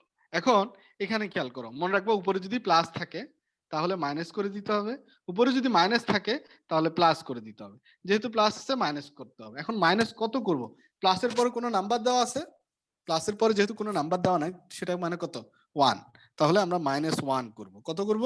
-1। -1 মানে কত? 9 - 1, 9 - 1 মানে 8। এই যে 8 যেটা আসবে সেটা হাফ করব, হাফ করলে 4, 4 থেকে আসবে sp3। তাহলে NH4 এর কি প্লাসের কি? sp3। বুঝা গেছে জিনিসটা?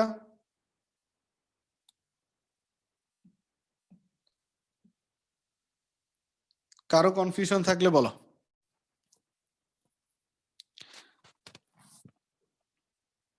আচ্ছা, এখন আসি আমরা sp3, কিন্তু ব্যতিক্রম। দুইটা জিনিসের কথা আমরা শুরুতে বলছিলাম, সেটা হলো NH3 এবং কি H2O। এই দুইটার আকৃতিও একটু ব্যতিক্রম। NH3 এর আকৃতি কি? ত্রিকোণাকার পিরামিড। ত্রিকোণাকার পিরামিড। H2O এর আকৃতি কি? ভি আকৃতির। এটা হলো ভি আকৃতির। এই দুইটা আকৃতি শিখবা। প্রশ্ন হলো NH3 এ নিঃসঙ্গ ইলেকট্রন যুগল কতটা আছে এবং পানিতে নিঃসঙ্গ ইলেকট্রন যুগল কতটা আছে? NH3 এ নিঃসঙ্গ ইলেকট্রন যুগল কতটা?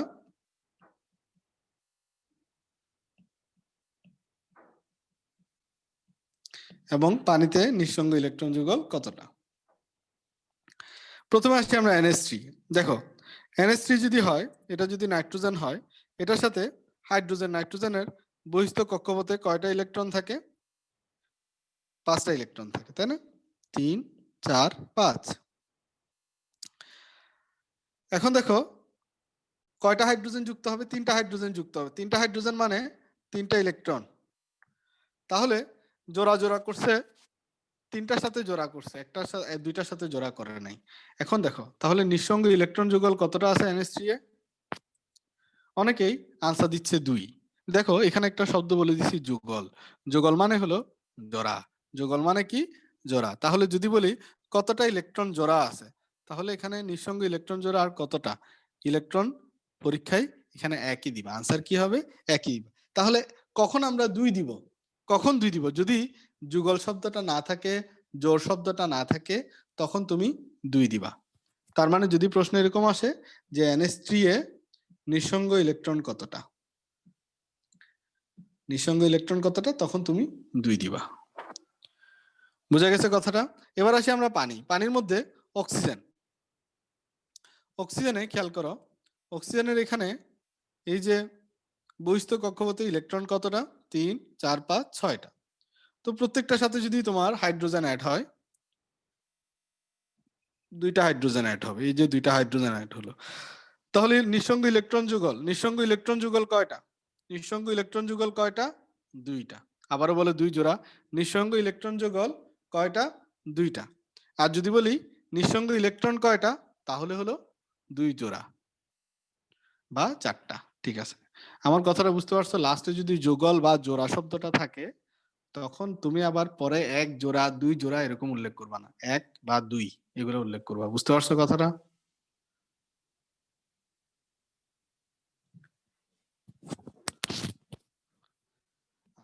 এখন আসি একটা যৌগের মধ্যে কয় ধরনের বন্ধন থাকে পরীক্ষায় বের করতে দেয়। যেমন অ্যামোনিয়াম ক্লোরাইডে কয় ধরনের বন্ধন থাকে। যেমন অ্যামোনিয়াম ক্লোরাইড, খেয়াল করো, অ্যামোনিয়াম ক্লোরাইড মানে কি NH4+ এবং Cl-, এই দুইটার মধ্যে বন্ড। এই দুইটার মধ্যে বন্ড মানে কি পজিটিভ এবং নেগেটিভের মধ্যে বন্ড মানে কয়টা বন্ড? একটা বন্ড। আবার দেখো NH4+ হয়েছে কিভাবে? NH3 এর সাথে H+ এর একটা সন্নিবেশ বন্ধন হয়েছে। ঠিক আছে, তাহলে এটা হয়েছে। তাহলে এখানে আরেকটা বন্ড আছে। আবার NH3 কিভাবে আসলো? NH3 আসছে হলো 3টা হাইড্রোজেনের সাথে সমযোজী বন্ডের মাধ্যমে। তাহলে এখানে কি কি বন্ড আছে? সমযোজী বন্ড আছে, সন্নিবেশ বন্ড আছে, আর একটা হলো পজিটিভ নেগেটিভের মধ্যে কি বন্ড থাকে? আয়নিক বন্ড থাকে। তাহলে NH4Cl এ কয় ধরনের বন্ড আছে? NH4Cl এ কয় ধরনের বন্ড আছে? 3 ধরনের বন্ড আছে। তাহলে বন্ধন কয় প্রকার বললে? বন্ধন 3 প্রকার। এখন আসি কপার সালফেট 5 অণু পানি।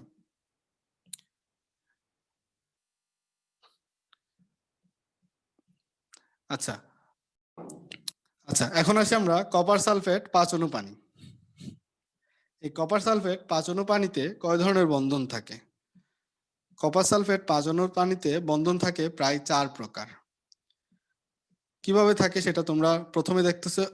কপার সালফেটের বাকি সব হলো তোমার কিসের মতো? অ্যামোনিয়াম ক্লোরাইডের মতো। শুধু এই যে 5 অণু পানি দেখতেছো না, এটা হলো তোমার কোন বন্ড দ্বারা অ্যাড হয়? সেটা হলো হাইড্রোজেন বন্ড। তার মানে বাকি 3টা বন্ড, আগের বাকি 3টা বন্ডের সাথে শুধু এই যৌগে এক্সট্রা কি থাকে? হাইড্রোজেন বন্ড থাকে। ক্লিয়ার? তাহলে এখানে 4 প্রকারের বন্ড থাকে। এখন আসি তড়িনাত্মকতার পার্থক্য থেকে আয়নিক বৈশিষ্ট্য। তড়িনাত্মকতার পার্থক্য থেকে আয়নিক বৈশিষ্ট্য কিভাবে আমরা বের করব? তড়িনাত্মকতার সাথে আয়নিক বৈশিষ্ট্যটা বের করার হিসাবটা দেখো।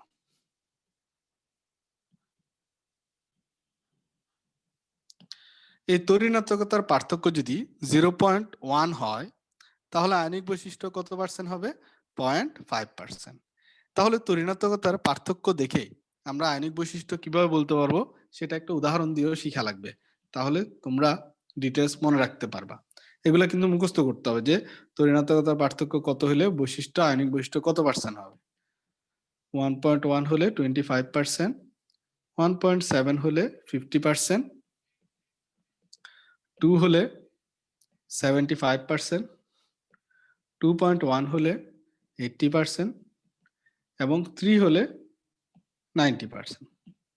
এভাবে হলো আয়নিক বৈশিষ্ট্যগুলো কি করতে হবে? মনে রাখতে হবে। তো এখন খেয়াল করো যে আমরা কিভাবে বুঝবো কোনটা কত পার্সেন্ট আয়নিক।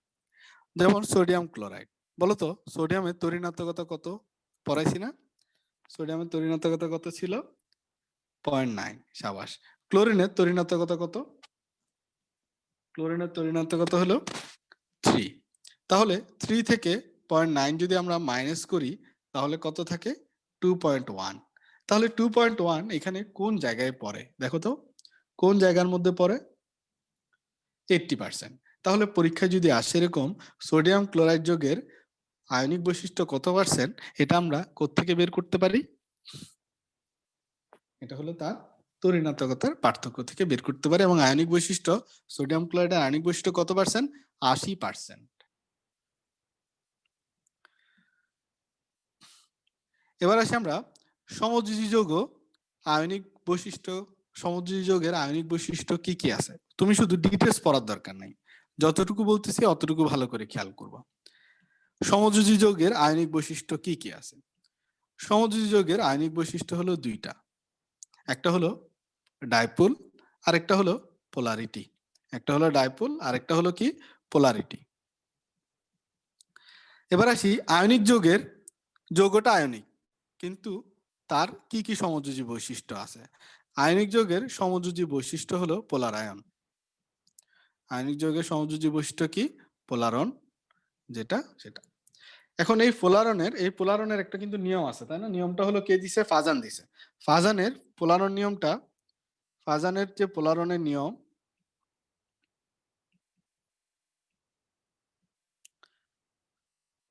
সেটা আসলে খেয়াল করো, বলা হয় পোলারনটা তোমার ক্যাটায়ন এবং অ্যানায়নের চার্জের উপর ডিপেন্ড করে। ক্যাটায়ন এবং অ্যানায়নের চার্জ যত বেশি হবে, পোলারন তত বেশি হবে। তারপর হলো অ্যানায়নের আকার। অ্যানায়নের আকার যত বড় হবে, অ্যানায়নের আকার যত বড় হবে, পোলারন তত বেশি হবে। এরপরে আসি আমরা ক্যাটায়নের আকার। ক্যাটায়নের আকার, ক্যাটায়নের আকার যত কম হবে, পোলারন তত বেশি হবে। মানে কি? বিপরীত। দেখো কি সম্পর্ক দেখতেছো তো? এটা হলো ব্যস্তানুপাতিক সম্পর্ক। ঠিক আছে? এই এই জিনিসগুলো একটু খেয়াল রাখবা। আচ্ছা, বলতো পানির ঘনত্ব সর্বাধিক কত তাপমাত্রায়? পানির ঘনত্ব সর্বাধিক কত তাপমাত্রায়? 4 ডিগ্রি সেলসিয়াস তাপমাত্রায় পানির ঘনত্ব সর্বাধিক। 4 ডিগ্রি সেলসিয়াস তাপমাত্রায় পানির ঘনত্ব কি? সর্বাধিক।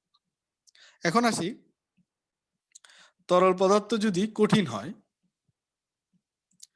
তরল পদার্থ কঠিন হলে আয়তন কমে, ঘনত্ব বাড়ে। আয়তন কমে, ঘনত্ব বাড়ে। কিন্তু ব্যতিক্রম হলো পানির ক্ষেত্রে। পানির ক্ষেত্রে কি হয়? পানি তো তরল, তাই না? পানি যদি বরফ হয়, তখন দেখা যায় আয়তন বেড়ে যায়। পানি বরফ হলে কি হয়? আয়তন বেড়ে যায়। আয়তন বেড়ে গিয়ে ঘনত্ব কি হয়? কমে যায়। তাহলে বরফের ক্ষেত্রে, বরফ এবং পানির যে কনভার্সন, এটার ক্ষেত্রে আয়তন এবং ঘনত্বের সম্পর্কটা মোস্ট ইম্পর্টেন্ট, পরীক্ষায় খুব বেশি আসে। বরফ পানিতে ভাসে কেন? কোন বন্ডের জন্য ভাসে বলতো? Hydrogen bond. বরফ পানিতে ভাসার কারণ হলো কোন বন্ড? Hydrogen bond. তাহলে হাইড্রোজেন বন্ডের কারণে বরফ পানিতে ভাসে। বিভিন্ন ধরনের বন্ড আছে, তাই না? আয়নিক বন্ড, সমযোজী বন্ড, ধাতব bond, hydrogen bond, van der Waals bond, এগুলো আছে, তাই না? শক্তিশালী বন্ড গুলা কি কি? যেমন আয়নিক, সমযোজী, ধাতব, এগুলো হলো শক্তিশালী বন্ড। কিন্তু ভ্যান্ডার ওয়ালস গুলো হলো কি? দুর্বল বন্ড। আয়নিক বন্ডের শক্তি কত কিলোজুল পার মোল? কিলোজুল পার মোলে যদি আমরা বলি, আয়নিক বন্ডের শক্তি কত? 400 থেকে 4000 কিলোজুল পার মোল। সমযোজী বন্ডের শক্তি কত? 150 থেকে 1100 কিলোজুল পার মোল। ধাতব বন্ডের শক্তি কত? 75 থেকে 1000 কিলোজুল পার মোল। তাহলে বন্ডগুলার শক্তি হলো এভাবে হিসাব করা হয়। এবার আসি আমরা ভ্যান্ডার ওয়ালস। ভ্যান্ডার ওয়ালস বলগুলো হলো দুর্বল বল। এই যে দুর্বল বল, এই দুর্বল বলগুলা কি কি আছে? যেমন লন্ডন বল, ডাইপোল আবিষ্ট ডাইপোল, তারপর হলো ডাইপোল ডাইপোল, আয়ন আবিষ্ট ডাইপোল, তারপর হলো হাইড্রোজেন আর আয়ন ডাইপোল। আমি এই বাংলাগুলাকে ইংলিশে কনভার্ট করছি। কনভার্ট কি? যেমন ডাইপোল আবিষ্ট ডাইপোল। এই ডাইপোল আবিষ্ট ডাইপোলকে আমি কিভাবে কনভার্সন করলাম দেখো, এটা তো সহজ শব্দ। ডাইপোল থেকে নিলাম ডি, আবিষ্ট থেকে নিলাম এ, আর ডাইপোল থেকে নিলাম ডি। তাহলে হয়ে গেল কি? ড্যাড। ড্যাড মানে কি তাহলে? ডাইপোল আবিষ্ট ডাইপোল। আই এ ডি, আয়ন আবিষ্ট ডাইপোল। আর আই ডি মানে আয়ন ডাইপোল। তো এই জিনিসগুলো আমি একটু সংক্ষেপে করে নিলাম, কারণ পুরা লাইনটা দিয়ে যখন পরীক্ষার হলে মনে করার চেষ্টা করা হয়, দেখা যায় পরীক্ষার হলে মনে আসে না। প্রথমে চলে যায় হাইড্রোজেন বলের শক্তি কত। পরীক্ষায় এই হাইড্রোজেন বন্ডের শক্তিটা খুব বেশি আসে। হাইড্রোজেন বন্ডের শক্তি হলো কত? 10 থেকে 40। ধাতবে হলো তোমার 75 থেকে 1000 কিলোজুল পার মোল। হাইড্রোজেনও হলো কত? 10 থেকে 40 কিলোজুল পার মোল। 10 থেকে কত? 40। 10 থেকে কত? 40 কিলোজুল পার মোল। এখন এগুলার আমরা কিভাবে একটু চার্ট করেও শিখতে পারি। হাইড্রোজেনের শক্তি কত? 10 থেকে 40 কিলোজুল পার মোল। আমি প্রথমে সবচেয়ে ইম্পর্টেন্টটা দিলাম, সেটা হলো হাইড্রোজেনেরটা। আয়ন ডাইপোলেরটা হলো 10 থেকে 50 কিলোজুল পার মোল। লন্ডনেরটা হলো 3 নম্বরে 1 থেকে 10 কিলোজুল পার মোল। এরপরে দেখো ডাইপোল আবিষ্ট ডাইপোল 2 থেকে 10, ডাইপোল ডাইপোল হলো 3 থেকে 4, আয়ন আবিষ্ট ডাইপোল হলো 3 থেকে 15 কিলোজুল পার মোল, এগুলা শক্তি। তো আমি এবার এটাকেও আরেকটা ভাবে মনে করা রাখার ট্রাই করি, সেটা হলো একটা চার্ট এঁকে। চার্টটা হলো 1 2 3, তারপর হলো 4 10 15 40 50। এখানে খেয়াল করো, আমি যদি চার্ট অনুসারে খেয়াল করো, যদি বলি 10 থেকে 40 কোন বল? হাইড্রোজেন। 10 থেকে 50 কোন বল? Ion dipole. 1 থেকে 10 কোন বল? লন্ডন বল। 2 থেকে 10 কোন বল? 2 থেকে 10 কোন বল? ড্যাট, ডিএডি, ডাইপোল আবিষ্ট ডাইপোল। এখন দেখো 3 থেকে 4, 3 থেকে 4 কি? ডিডি। আরেকটা বাকি আছে 3 থেকে 15, 3 থেকে 15 কে? আইএডি। তোমরা এই জিনিসটা একবার যদি প্র্যাকটিস করো, যদি একবার নিজে খাতায় লিখে প্র্যাকটিস করো, আমার মনে হয় মুখস্থ থাকার সম্ভাবনা বেশি এভাবে চেয়ে, ওই যে 1 থেকে 10 2 থেকে 10 এর চেয়ে চার্ট আকারে শিখলেই মনে থাকার বেশি। তো আমরা আরেকবার প্র্যাকটিস করি, যেহেতু এতক্ষণ ধরে ক্লাস করতেছো, আরেকবার প্র্যাকটিস করে মুখস্থই করে ফেলি। 1 2 3 4 10 15, না দেখে এবার সবাই আমার সাথে সাথে আনসার করার চেষ্টা করবা। প্রথমেই 10টাকে টার্গেট করি। 10 থেকে 40 কে? হাইড্রোজেন। 10 থেকে 40 কে? হাইড্রোজেন। Very good. 10 থেকে 50 কে? 10 থেকে 50 হাইড্রোজেনের পরে 10 থেকে 50 আইডি, সবার শেষেরটা ছিল। সবাই আনসার করি আইডি, আয়ন ডাইপোল, আইডি। 10 থেকে 50 কি ছিল? আইডি। Very good. 10 থেকে 50 আইডি। Very good. এবার আসি আমরা 1 থেকে 10। 1 থেকে 10 কে ছিল?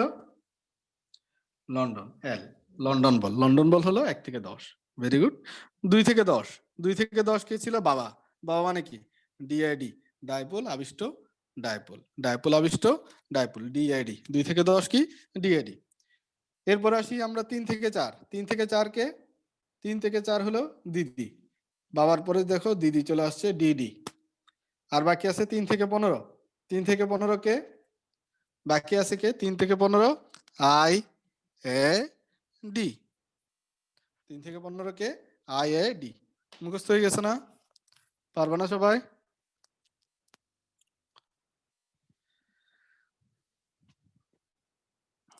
আচ্ছা, তোমাদেরকে একটা চার্ট হলো বইয়ের মধ্যে আছে, সেটা পড়তে বলবো। সেটা হলো, দেখবা 1 চার্জ যুক্ত অ্যানায়ন, 2 চার্জ যুক্ত অ্যানায়ন, 3 চার্জ যুক্ত অ্যানায়ন, একটা চার্ট আছে। চার্টটা একটু পড়ার চেষ্টা করবা। আরেকটা হলো জটিল ঋণাত্মক আয়নের নাম, যেমন আয়রনের ফেরেট, কপারের কিউপ্রেট, লেডের ফ্লাম্বেট, সিলভারের আর্জেন্টেট, গোল্ডের অরেট, টিনের স্টানেট, মৌলগুলার জটিল ঋণাত্মক আয়নের নাম। তারপর হলো 1 চার্জ যুক্ত অ্যানায়নের নাম এবং চার্জ যুক্ত অ্যানায়ন কোনটা কোনটা সেটার 2টা চার্ট। এই 2টা চার্ট হলো বই থেকে দেখে নিবা, ঠিক আছে? একবার খাতা লিখে লিখে পড়লে হবে, যেমন সালফাইড কি, সালফেট কি, এগুলা। বুঝছো? আচ্ছা, এখন আসি আমরা কিছু অ্যাসিডের নাম বলবো। Hypochlorous acid. হাইপোক্লোরাস অ্যাসিডের সংকেত কি? কে বলতে পারবা? হাইপোক্লোরাস, দেখো ক্লোরাস, হাইপোক্লোরাসের সংকেত হলো HClO, ক্লোরাস। হাইপোক্লোরাসের সংকেত কি? HClO। হাইপোনাইট্রাস, হাইপোনাইট্রাসের সংকেত কি? H2, হাইপোনাইট্রাসের সংকেত হলো H2N2O2। হাইপোব্রোমাস, হাইপো শব্দটা সবার আগে আছে, হাইপোব্রোমাস, ব্রোমাস হলো HBRO। তাহলে ব্রোমাস ক্লোরাস প্রায় সেম, শুধু ব্রোমিন আর ক্লোরিনের চেঞ্জ হয়েছে। তাহলে আয়োডাস আসলেও কি হবে? সেম, শুধু নাইট্রাস আসছে, কি আসছিল? ভিন্নতা আসছে। যদি বলি ক্লোরিক, হাইপোক্লোরিক অ্যাসিড, হাইপো থাকবে না, শুধু ক্লোরিক অ্যাসিড। হাইপো এবার থাকবে না, শুধু ক্লোরিক অ্যাসিড। এবার হাইপো নাই, শুধু ক্লোরিক অ্যাসিড। ক্লোরিক অ্যাসিডের সংকেত কি? HClO3। HClO3 হলো ক্লোরিক অ্যাসিডের সংকেত। আচ্ছা, অ্যাবোনাইট ক্ষতি, অ্যাবোনাইট দ্বারা যেসব তরল আকৃষ্ট হয় না, যেসব তরল অ্যাবোনাইট দ্বারা কি হয় না? অ্যাবোনাইট দ্বারা আকৃষ্ট হয় না, এমন তরল কি কি আছে? অ্যাবোনাইট দ্বারা আকৃষ্ট হয় না এমন তরল কি কি আছে?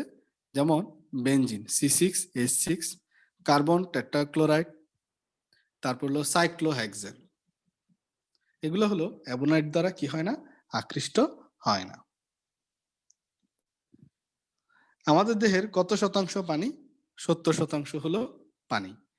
আচ্ছা, একটা প্রশ্ন হলো ক্লোরিন ক্লোরিন যদি সমযোজী বন্ড হয় তাহলে সেটা শক্তি কত হবে?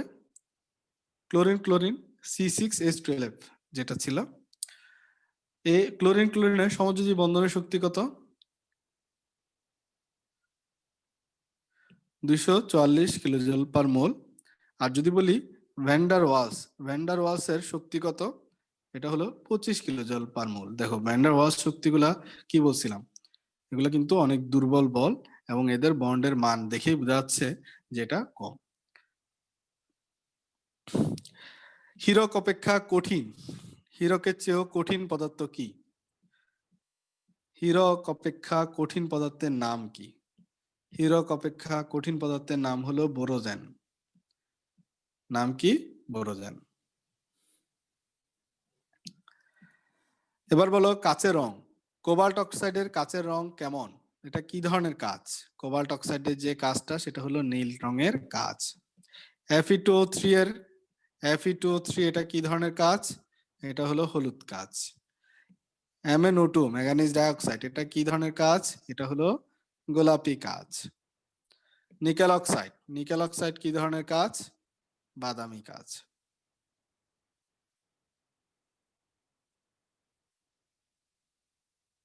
ঠিক আছে?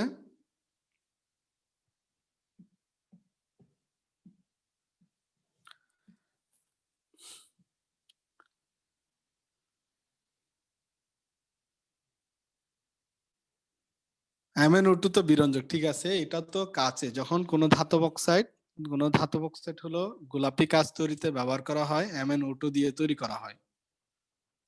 বিরঞ্জক হলো তোমার রঞ্জন করতে আলাদা করে, এটা আলাদা কথা, ঠিক আছে। এটা হলো স্বচ্ছ কাচ যখন তৈরি করা হয় তখন বিরঞ্জন ব্যবহার করা হয়, যখন কালারফুল কাচ ইউজ করা হয় তখন MnO2 ব্যবহার করে করা যায়। আকর্ষিত হয় না লিখছি, আকর্ষিত হয় কি কি পড়ায় না, আকর্ষিত হয় না, হয় না পড়লেই হবে, হয় কি কি এগুলো মনে রাখার দরকার নাই। আর বুঝো নাই তুমি, হয় না কি কি মনে রাখলে হয়ে যাচ্ছে তোমার, যেটা তোমার সংক্ষিপ্ত করে দিছি ওটা মনে রাখো। ক্যাটায়নের চার্জ হলো, ক্যাটায়নের চার্জ দেখো সোডিয়াম, ম্যাগনেসিয়াম এবং অ্যালুমিনিয়াম। এই তিনটার হলো চার্জ ঘনত্ব মনে রাখতে হবে। সোডিয়াম, ম্যাগনেসিয়াম এবং অ্যালুমিনিয়ামের চার্জ ঘনত্ব মনে রাখতে হবে। সোডিয়ামের চার্জ ঘনত্ব কত? সোডিয়ামের চার্জ ঘনত্ব কত? 10। ম্যাগনেসিয়ামের চার্জ ঘনত্ব কত? ম্যাগনেসিয়ামের চার্জ ঘনত্ব কত? 30। 30 অপশনে না থাকলে 31। তারপর অ্যালুমিনিয়ামের চার্জ ঘনত্ব কত? 60। 60 অপশনে না থাকলে 63। আরো এক্সট্রা দুইটা মনে রাখো, একটা হলো জিঙ্ক 2+ আর একটা হলো কপার 2+। জিঙ্ক 2+ এর হলো 27 এবং কপার 2+ এর হলো 29। সর্বশেষ আবিষ্কৃত মৌলের নাম কি? সর্বশেষ আবিষ্কৃত মৌলের নাম কি? ওগানোসান। আর কোন হ্যালোজেনের কোনো অক্সো অ্যাসিড নাই বলতো? কোন হ্যালোজেনের কোনো অক্সো অ্যাসিড নাই? ফ্লোরিন। ফ্লোরিনের কোনো কি নাই? অক্সো অ্যাসিড নাই।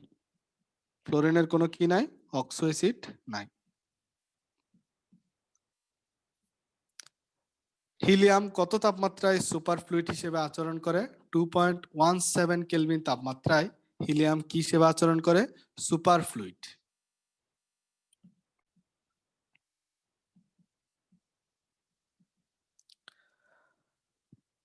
আচ্ছা, এবার আসি আমরা কোরালের সংকেত কে বলতে পারবা? কোরাল, কোরালের সংকেত কি? কোরালের সংকেত হলো ক্যালসিয়াম কার্বনেট। কোরালের সংকেত কি? Calcium carbonate. আচ্ছা, আর টিয়ার গ্যাসের সংকেত কি? টিয়ার গ্যাসের সংকেত CCl3NO2। এগুলো একটু লিখে রাখো, CCl3NO2। কোরালের সাথে পরীক্ষার হলে ভেজাল লাগে হলো ক্লোরালের। ক্লোরালের সংকেত হলো আলাদা, Cl3CCHO। ক্লোরাল হলো অ্যালডিহাইড আর কোরাল হলো দেখো ক্যালসিয়াম কার্বনেট। আচ্ছা, এবার আসি সিলভাইন। সিলভাইন বলা হয় কাকে? সিলভাইন হলো পটাশিয়াম ক্লোরাইড। আর লোনার কস্টিক কোনটা? লোনার কস্টিক হলো সিলভার নাইট্রেট। এটা হলো লোনার কস্টিক। তো আশা করি তোমাদের সবারই শেষ।